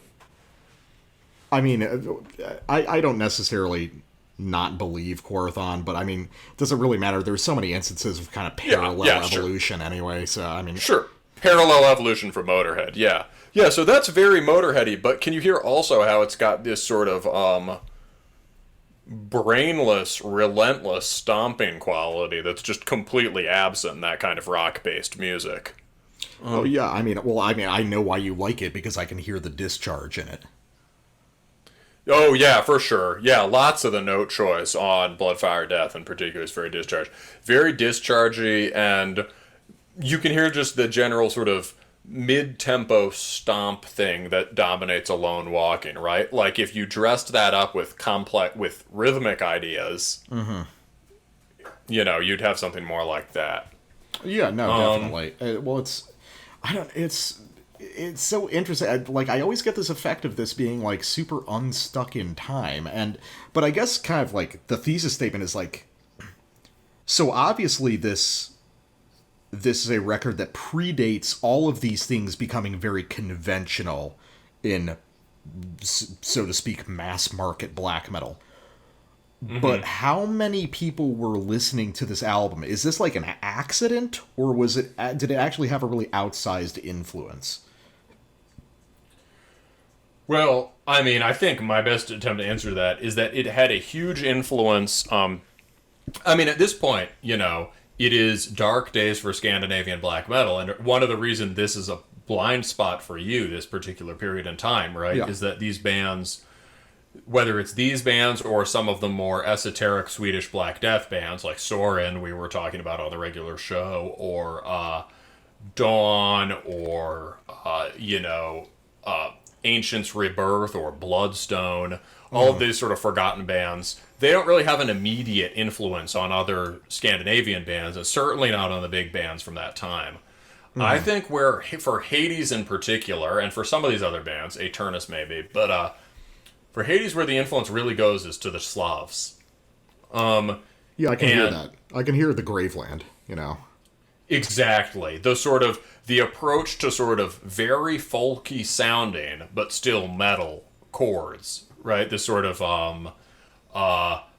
sliding minor third to minor second to fourth to fifth, lots of high fretboard stuff, right?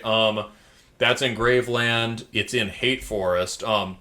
There's a really smart song at the end of the last Death Fortress record. I think I told you a while back, Death Fortress is this band from Jersey. Those guys like Tom Warrior and what's his name, Aversario, who are dedicated on that record to recreating Hate Forest stuff. And the last song on their last album is basically a Hades track. And then suddenly you can hear, this had to be huge for Hate Forest too, didn't it? It's one of those smart covers. It's not even a cover. It's like just a tribute track. But it's just, they just do a steamrolling Hades-style song, but with like the heaviness and burly growling. Right? Well, it's really interesting. And this is going to come from kind of left field. But as far as guys kind of... I was trying to think of like, what's a missing link? What is kind of coming roughly from that area and is extending through both the second wave and into the late 90s and beyond, and has a lot of this sort of like primeval Motorhead quality and some Bathory and a lot of these kind of weird adjacent influences. And I landed on, of all things, Impaled Nazarene. Because there's opposite tempo, but keeping a lot of these sort of like primitive punk roots and passing through all these eras and continuing to kind of refine their ideas and perpetually adapting to what was going on. Obviously, they're from Finland, which is a different scene, but they were all listening to each other as much as they hated each other, I think that's smart, man. That's a good point. I believe we need to talk about Impaled Nazarene more. We definitely do. What a forgotten band. That would be a good one to touch on one of these episodes. They died with the trench coat. But that's the thing. They didn't die. They kept making great fucking music. I know. But they stopped being fashionable. It's well, they were never fashionable, but they stopped being listened to or talked about by, a lot of metalheads. Yeah, it's the same thing. I mean, in some sense, both Hades and Imp Naz are doing the thing that you've called 1.5 wave. Yeah. But they're doing it to create original second wave responsive styles. One way you can make something original and differentiate yourself from your contemporaries is get around behind it to the influences they're not acknowledging. Or even like... If the basic second wave idea is some sort of like... has this, extremely brutal music that has this epic folky shade to it, then both Impaled Nazarene and Hades are getting there through Bathory. Well, I think like the big primary color melodies of Bathory. Well, I kind of wanted to draw a comparison to like when you talk about like the marginal Japanese noisecore stuff about how it's based off a like bizarre perspective on listening to Discharge, where what they hear is the guitar tone. It's like Hades listens to second wave black metal or earlier stuff, and they get the most kind of ornate and kind of pagan and romantic ideas out of it. Impnaz listens to Bathory and just gets like aggression and rawness, and say, well, let's just do those songs, but we'll play them at 280. You know, like it's based it's based off very close but very like overly focused listening to certain aspects of formative bands, I think. Yeah, that totally makes sense. Yeah, it's and again, you differentiate. Yeah, what you pick up and what Impaled Nazarene picks up from the second wave bands is the insane blasting. Yeah, that's the primary feature of that music to them is, oh man, they made it faster. Yeah. But that's why they also listen to grindcore at the same time. That's why you get records like Tolkorp Nors, which is like a borderline black grind album that would be continued by like insane people in Germany. You know what it was? Yeah, you know what? The way they reacted to the second wave, it wasn't like, shit, we need to learn guitar. It was more like, wow, we should really be incorporating Wagner influences. Or like, the way they reacted to the second wave was like, shit, that's a lot faster than Barrett. We could do that. I've got such a soft spot for Impaled Nazarene. It's not even. No, they're fucking sick. Yeah. Oh, and there's like a thread from Impaled Nazarene into like the German weirdo stuff we like Sathagwa and Naked Whipper and shit like that. Just all these like cool forgotten things. Although actually, I guess a lot of that's like late 90s stuff, so I guess I just don't know Scandinavian late 90s. So. Yeah, well, let's so you got a couple more. Yeah, I got a couple more. Let's stay on track. So, The Tale of a Nocturnal Empress. This one jumped out at me, and like the clip I'm gonna play is not really a clip of music. But let's listen to this because I want to tie it back to what I was talking about with Cradle of Filth. So let's give that a try real quick.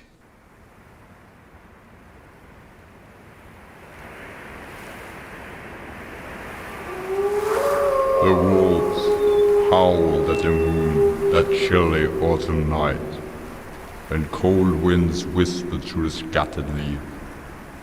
When the first light from late yet crimson dawn shined through the morning mist, she was dead, and so reborn.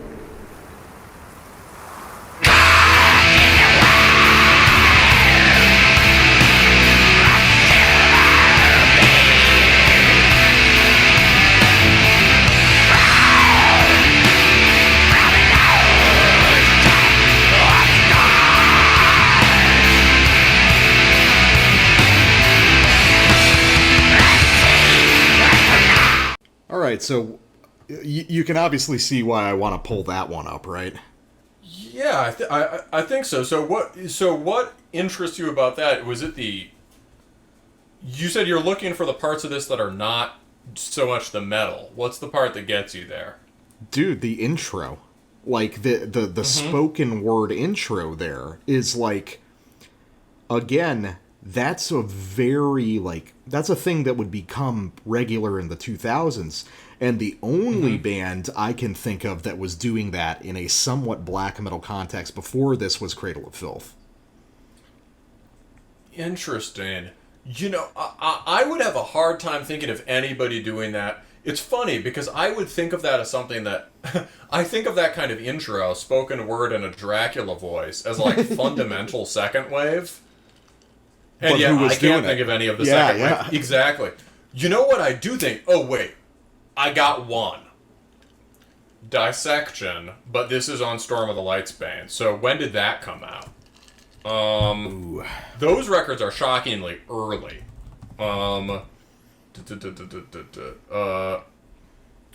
95. I'm pretty sure John does it on one of these tracks, in basically the same voice. were Hades listening to Dissection, I mean, if I were to take Hades as sort of the people may have been, certainly the music isn't, right? Yeah, that's the thing. Is like none of this sounds. The attitude in the music of the attitude of the music in Hades is very much. If we're just to take the music as a testament to what these guys were into, the attitude is very much do not listen to Dissection. Yeah. Well, I think that's one of the reasons I keep going back to Cradle is because there's a lot of sort of like crypto-gothic stuff on this record as well, I think. Well, I mean, maybe that relates to the mid-tempo ideas, too. Yeah, well, I mean, just look at the, obviously you've got the intro there, you've got like the kind of synthy stuff elsewhere on the record, which is much more ostentatiously neoclassical. And both kind of pagan sounding and also kind of Victorian sounding at the same time. Mm-hmm. There's these brushes with something a little bit different. And actually, I mean, I've got another one here, which is again, we're kind of reaching outside into kind of gothy synth stuff, which again wouldn't be crazy on a Cradle of Filth. Okay, But before we go, can we just keep playing from where we stopped in Tale of a Nocturnal Empress? Because you didn't get to the big riff. Okay, let's do that then.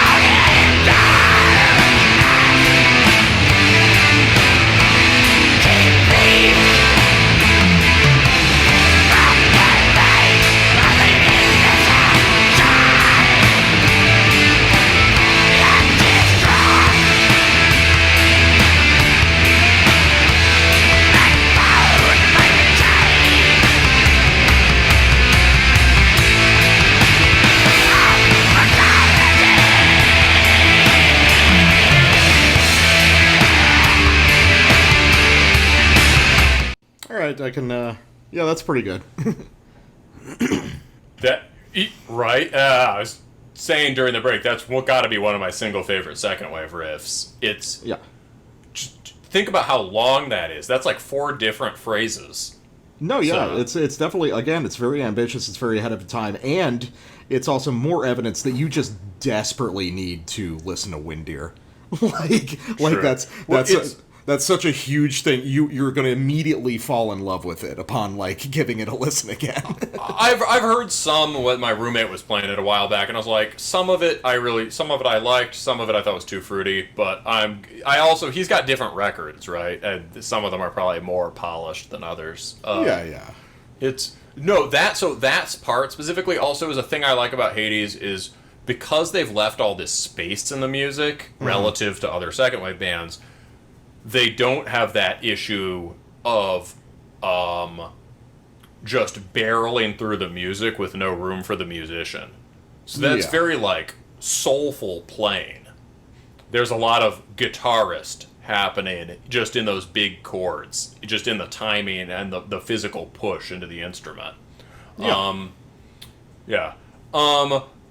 Okay, so what's your and also funny is that if you hear that riff, you would think the title of the song would be something like Copulating with a Dead Horse for Odin, but instead it's The Tale of a Nocturnal Empress. Which, again, kind of Cradle of Filth, like Victorian Gothic. Yeah, I see what you mean, and it's supposed to be almost like the ballad. And again, related to the dissection thing, that intro might be on... My guess would be that silly intro, the sort of gothic spoken thing, might be on Where Dead Angels Lie. I can see that. Where Dead Angels Lie is, this sort of awful Metallica-style ballad, except it's really catchy. Better listen to that than a Metallica ballad. Yeah. But, this is like Hades' reptile brain Viking barbarian attempt at something like that. You could think of this track as some... Well, I mean, I think there's also... We need to kind of pick up, because I've talked about it before, but there is kind of a through line of guys who are teetering between sort of Nordic paganism and sort of Victorian goth stuff, because the obvious example there would be Dimmu Borgir, who, you gotta remember those first couple records are purely like Nordic pagan, but they sound more like goth music in a lot of places, which is... also Cradle of Filth. Yeah, Cradle of Filth, obviously. The lyrics on the first... lyrics on Dusk and Her Embrace, there's that last one, there's this great... what is it? There's I think it's the final track on the record. I remember really liking these lyrics. Haunted Shores? Yeah, Haunted Shores, which is about, the entire mythic past of England coming back. Yeah. Right? Yeah. Is this it? Which also starts with a goofy spoken word intro by Kronos of Venom. Yeah, no, where is it? Maybe it's, maybe it's Haunted Shores, maybe it's, well, either way, there's some very, Danny Filth's sense of spookiness is grounded in a sort of very English interest in the landscape and its, ancient pagan history and all that. Oh, definitely. And right. it's definitely, it's definitely Haunted Shores, because that is the one that's all about England, so... Okay, word. I have awoken from the past, Glenfully, with the shadows over England's bitter skies. Yeah. Yeah. Okay, yeah. Yes, Herodias and I have led a phantom cavalcade through veiled and pagan history where superstitions reigned, and Christendom sought to pervert, but poets of my name sang of penumbral victories that sorcery had claimed. The Grail and mighty Caliburn as votive offerings to an England re-arisen under vast majestic wings. We could do a whole bonus episode on why Cradle of Filth is actually excellent and why we have a tier called You Are Literally Danny Filth. we should do that soon, because I need to listen to this record again. Dusk and Her Embrace fucking rules so hard. So, let me get to the last sample real quick, and again, we're going to get into kind of gothy territory. I think we might have kind of together honed in on something that's happening here. Our through line, sort of overt goth rock influence in late 90s Scandinavian BM. Yeah, so this is off Pagan Prayer, and there's a lot of interesting stuff going on here, so let's just try this little segment.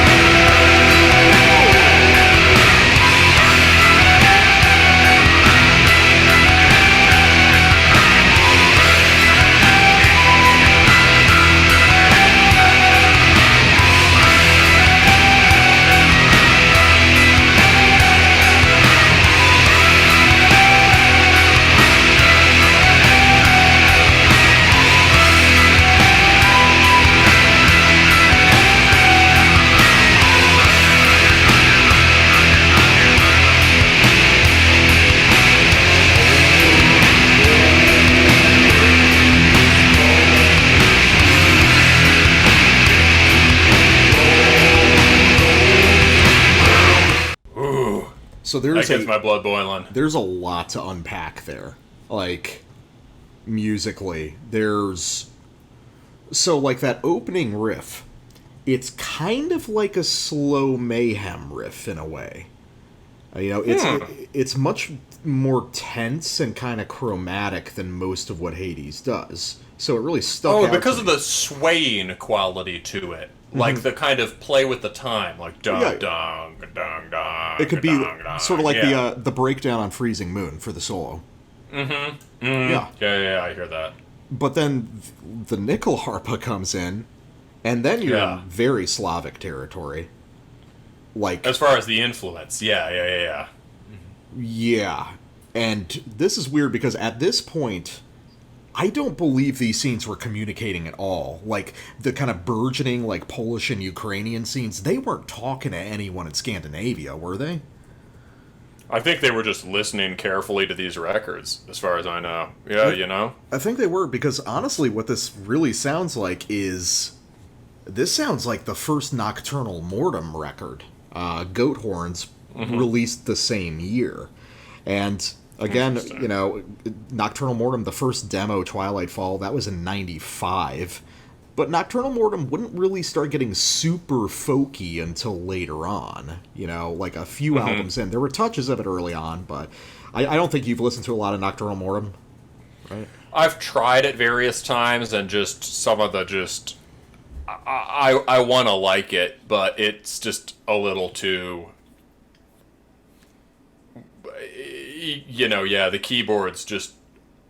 I don't think the keyboard arrangements are what I want in stuff like this. They're super hit or miss. Like, some of the shit is really on, some of it's just awful.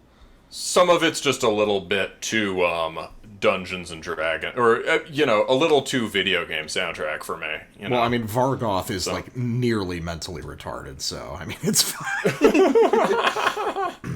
But yeah, that kind of, like, Nyckelharpa passage, that's the sort of thing you would expect from...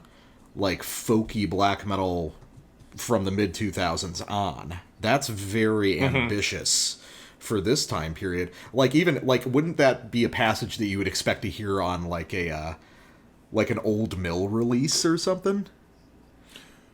Yeah, for sure. I assume the Old Mill bands are paying attention to this now, but not totally, because I think a lot of their stuff wants to sound so present day, you know? And it sounds... Oh, you know, it would sound like the Haljoruna, wouldn't it? That's what I was thinking, was the Haljoruna. It's like, that's... Yeah. The Haljoruna, you'd have... It would be much subtler. You'd have the really smothered production, and, you know, it would be kind of murky. No, I get it. But well, yeah, that it would be the same idea. That really huge hook, the shout-along hook that just we both loved, right? I wonder if I can sing it. Da-da-da-da, da-da-da-da... Da, da, da, da, da, da, da, da, da. Oh yeah, that one. And then that's they so sick. Go on and play with that, and that, although they've put it in this very satisfying, almost poppy kind of voice, and it's really you can hear very directly coming from the same kind of Norwegian folk melodies or Swedish. They might be Swedes, I can't remember. Scandinavian folk melodies that you get on here with the Nyckelharp thing, right? Even though it's on keys. Yeah. So I mean, a lot of what we're talking about is kind of centering around, like, the synth ideas on this, which, I mean, minus the synths, like, this being from 97 or possibly even earlier would make more sense. But the synths throw everything right the fuck out the window on this record because they are so contemporary compared to a lot of the ideas on this. I think the Nyckelharp is just a real Nyckelharp. Oh, you think that one's real? You don't think that one's synthesized? Could be. I don't have a great ear for production, but, you know, I think a lot of these guys, you know, they were able to... by the late 90s, I think BM already had... You know, these guys knew people who played classical music, right? Yeah. They, like, they knew people who were folk musicians. I think you could get people to guest on your record. Well, Let's actually... see if these are a credit for it. Let's see if there's a credit. Right after this this passage is a like a synth violin passage, which is also very Cradle and Dimmu Borgir and very ahead of its time. So I mean, that stuff's just dotted around this whole record. So I guess maybe I'm kind of wrong-headed with this record, where I think I might be listening to it a little bit too much as, like, riff music. I don't think this is distinctly riff music. Oh, Thomas Hall's Fiddle and Mouth Harp. There you go. I love that mouth harp too, man. And the other band that was doing that at this time was Helheim, who will always be remembered as a sort of shadow band to Enslaved. But were at this time in the late 90s, we're playing music that sort of sounded like early, totally unhinged Berserk Enslaved. I've got Jormungand on tape, and just wanted to boast about that. But it's it's a great record. It's a great album. Well, actually, another thing that I'm detecting here that I think that Hades would have been an influence on much later, as weird as it sounds, is Summoning. Like, there's a lot of Summoning's ideas, which kind of appear, like, when Summoning came out, I mean, it felt like a lot of those ideas kind of just came from the aether, so to speak. but I get some of the ideas here, and summoning, started in the early 90s. Because they released Lugburs in 95. Yeah. And Minus Morgul, I mean, it says 95. I thought that Minus Morgul was a little later. Because Lugburs and Minus Morgul are fucking completely different records. You would like Lugburs. Minus Morgul were... I've heard that. People compared Sorin to Lugburs, actually. I think just because it's kind of like very like a weirdo, marginal, almost secular stuff, Kind of medieval atmosphere that doesn't sound anything like conventional medieval black metal. Lugburs just sounds like you dropped acid and you read an old medieval text while listening to Under a Funeral Moon, Yeah. But yeah, Minus Morgul is where they become summoning as we understand them. Actually, it's surprising to see how early that was. I always think of summoning is a huge void for me. I've heard I've heard enough of Lugburs to know that it's cool. And well, honestly, man, not much else. Like, summoning is fine. I always think that style was perfected by Caladan Brood, who are so absurdly good. They only did one record. I think they're working on a second one now, but the guys have, like, other bands, but that Caladan Brood... My guess is that's the guy from Gallow Braid, right? Yeah. Gallow Braid and Visigoth. Yeah. Yep. It's, that's him. Because, they're out of Salt Lake City, and he's got another buddy who works with him, and they both kind of do everything. But yeah, man, like, Echoes of Battle, that was the first band that I heard that was based on Malazan Book of the Fallen until we heard Azath several episodes back, which is also Malazan themed. Mm-hmm. But no, that's a great record. Yeah, it looks like similar references even. Mortal Sword is a track on the Azath record. Yeah. No, I've got a Caladan Brood long sleeve. That's how dedicated I am. Some other of our friends are huge fans, and I know that the guy, Reese from Old Mill, did a really nice extended interview with the guy from Gallow Braid, asking him about the relation to Visigoth. I don't know if he asked him about Caladan, but yeah. Yeah, I think I remember liking... I think I remember liking that Gallow Braid EP, but it's been so long. Back in the day, you really, really liked it.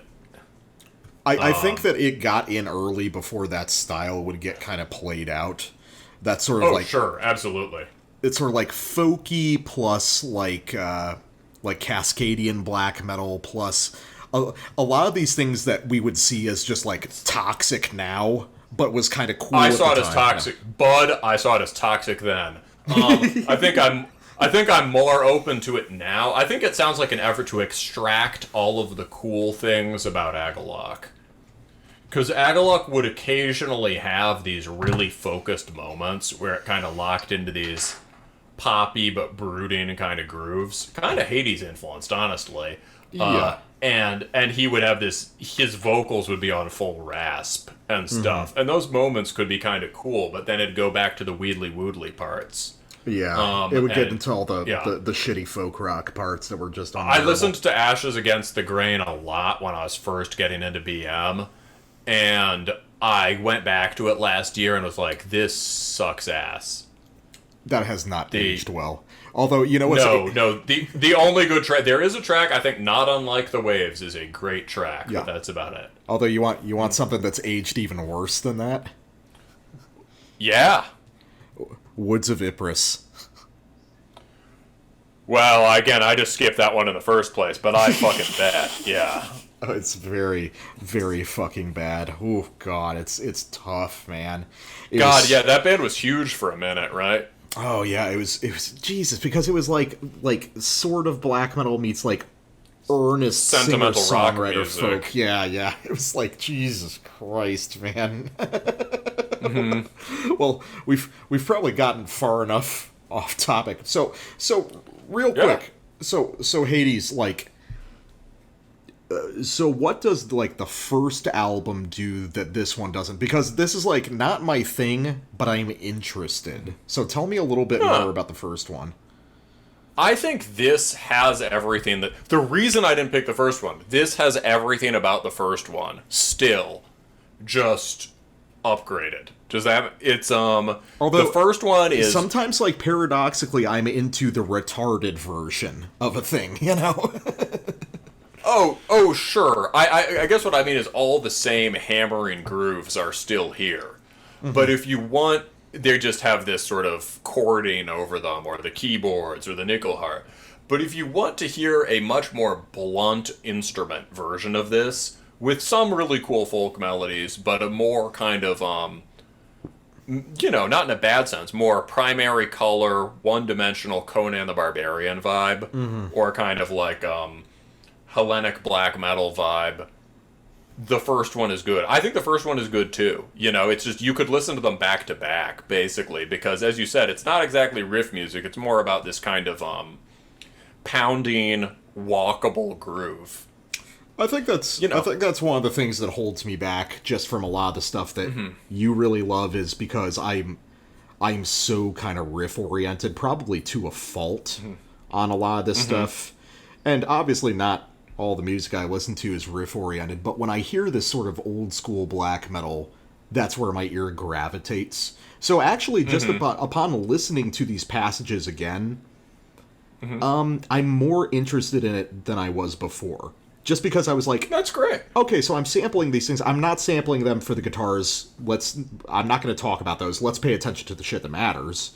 And obviously the guitars have a role to play that can't really be replaced by something else, but it's like, okay, I start listening to it a little bit more holistically, stop thinking about it like, oh, it's, you know, a second wave-ish black metal record, let's listen to the guitars, and I got more appreciation out of it, I think. Oh, I think that's good, man. I think, yeah, you know, I think one way or another, we learn to do shit like that from each other. Meet someplace where it is, something where it is. I think I've learned that from you showing me certain records, you know? I think it's just having the context, having someone to kind of guide you through it, you know? Yeah, it's like, yeah, so for this, yeah, think sort of deconcentrated listening. Imagine a Scandinavian teenager with his head bent into the wind in a hoodie, just sort of, you know, hoodie under big jacket, sort of walking in the snow, right? This is sort of, or imagine Vikings kind of having to hump it from where they pulled their longships into a battlefield. Yeah, I was about to say, it's not about the battle, it's just about getting there, you know?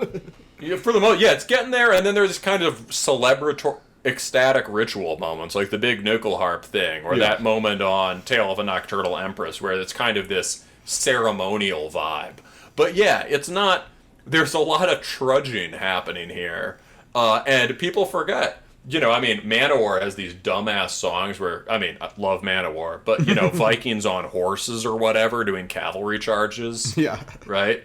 That's not how it worked. Right? So, Vikings they had the boats, and then they did a lot of fucking walking. I was about to say, I don't think they had cavalry, did they? Like...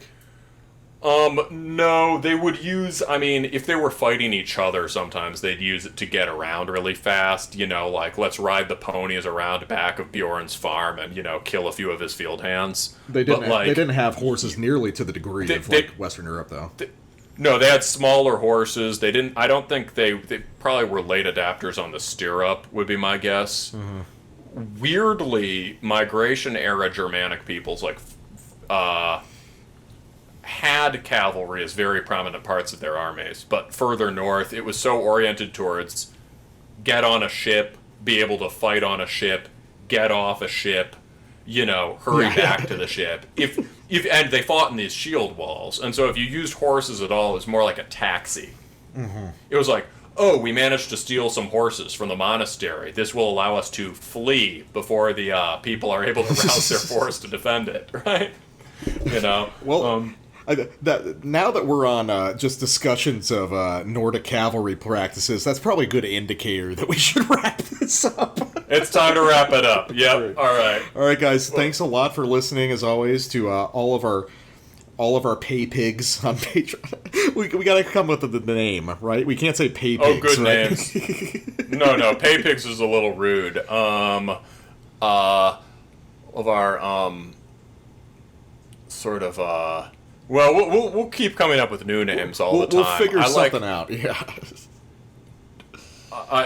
We had Terminus Black Circle as the Discord name, but it's a little more capacious than that. We'll figure it out. We'll figure it out. Anyway, thanks a lot. Maybe we should call them the Terminators. The Terminators. Okay.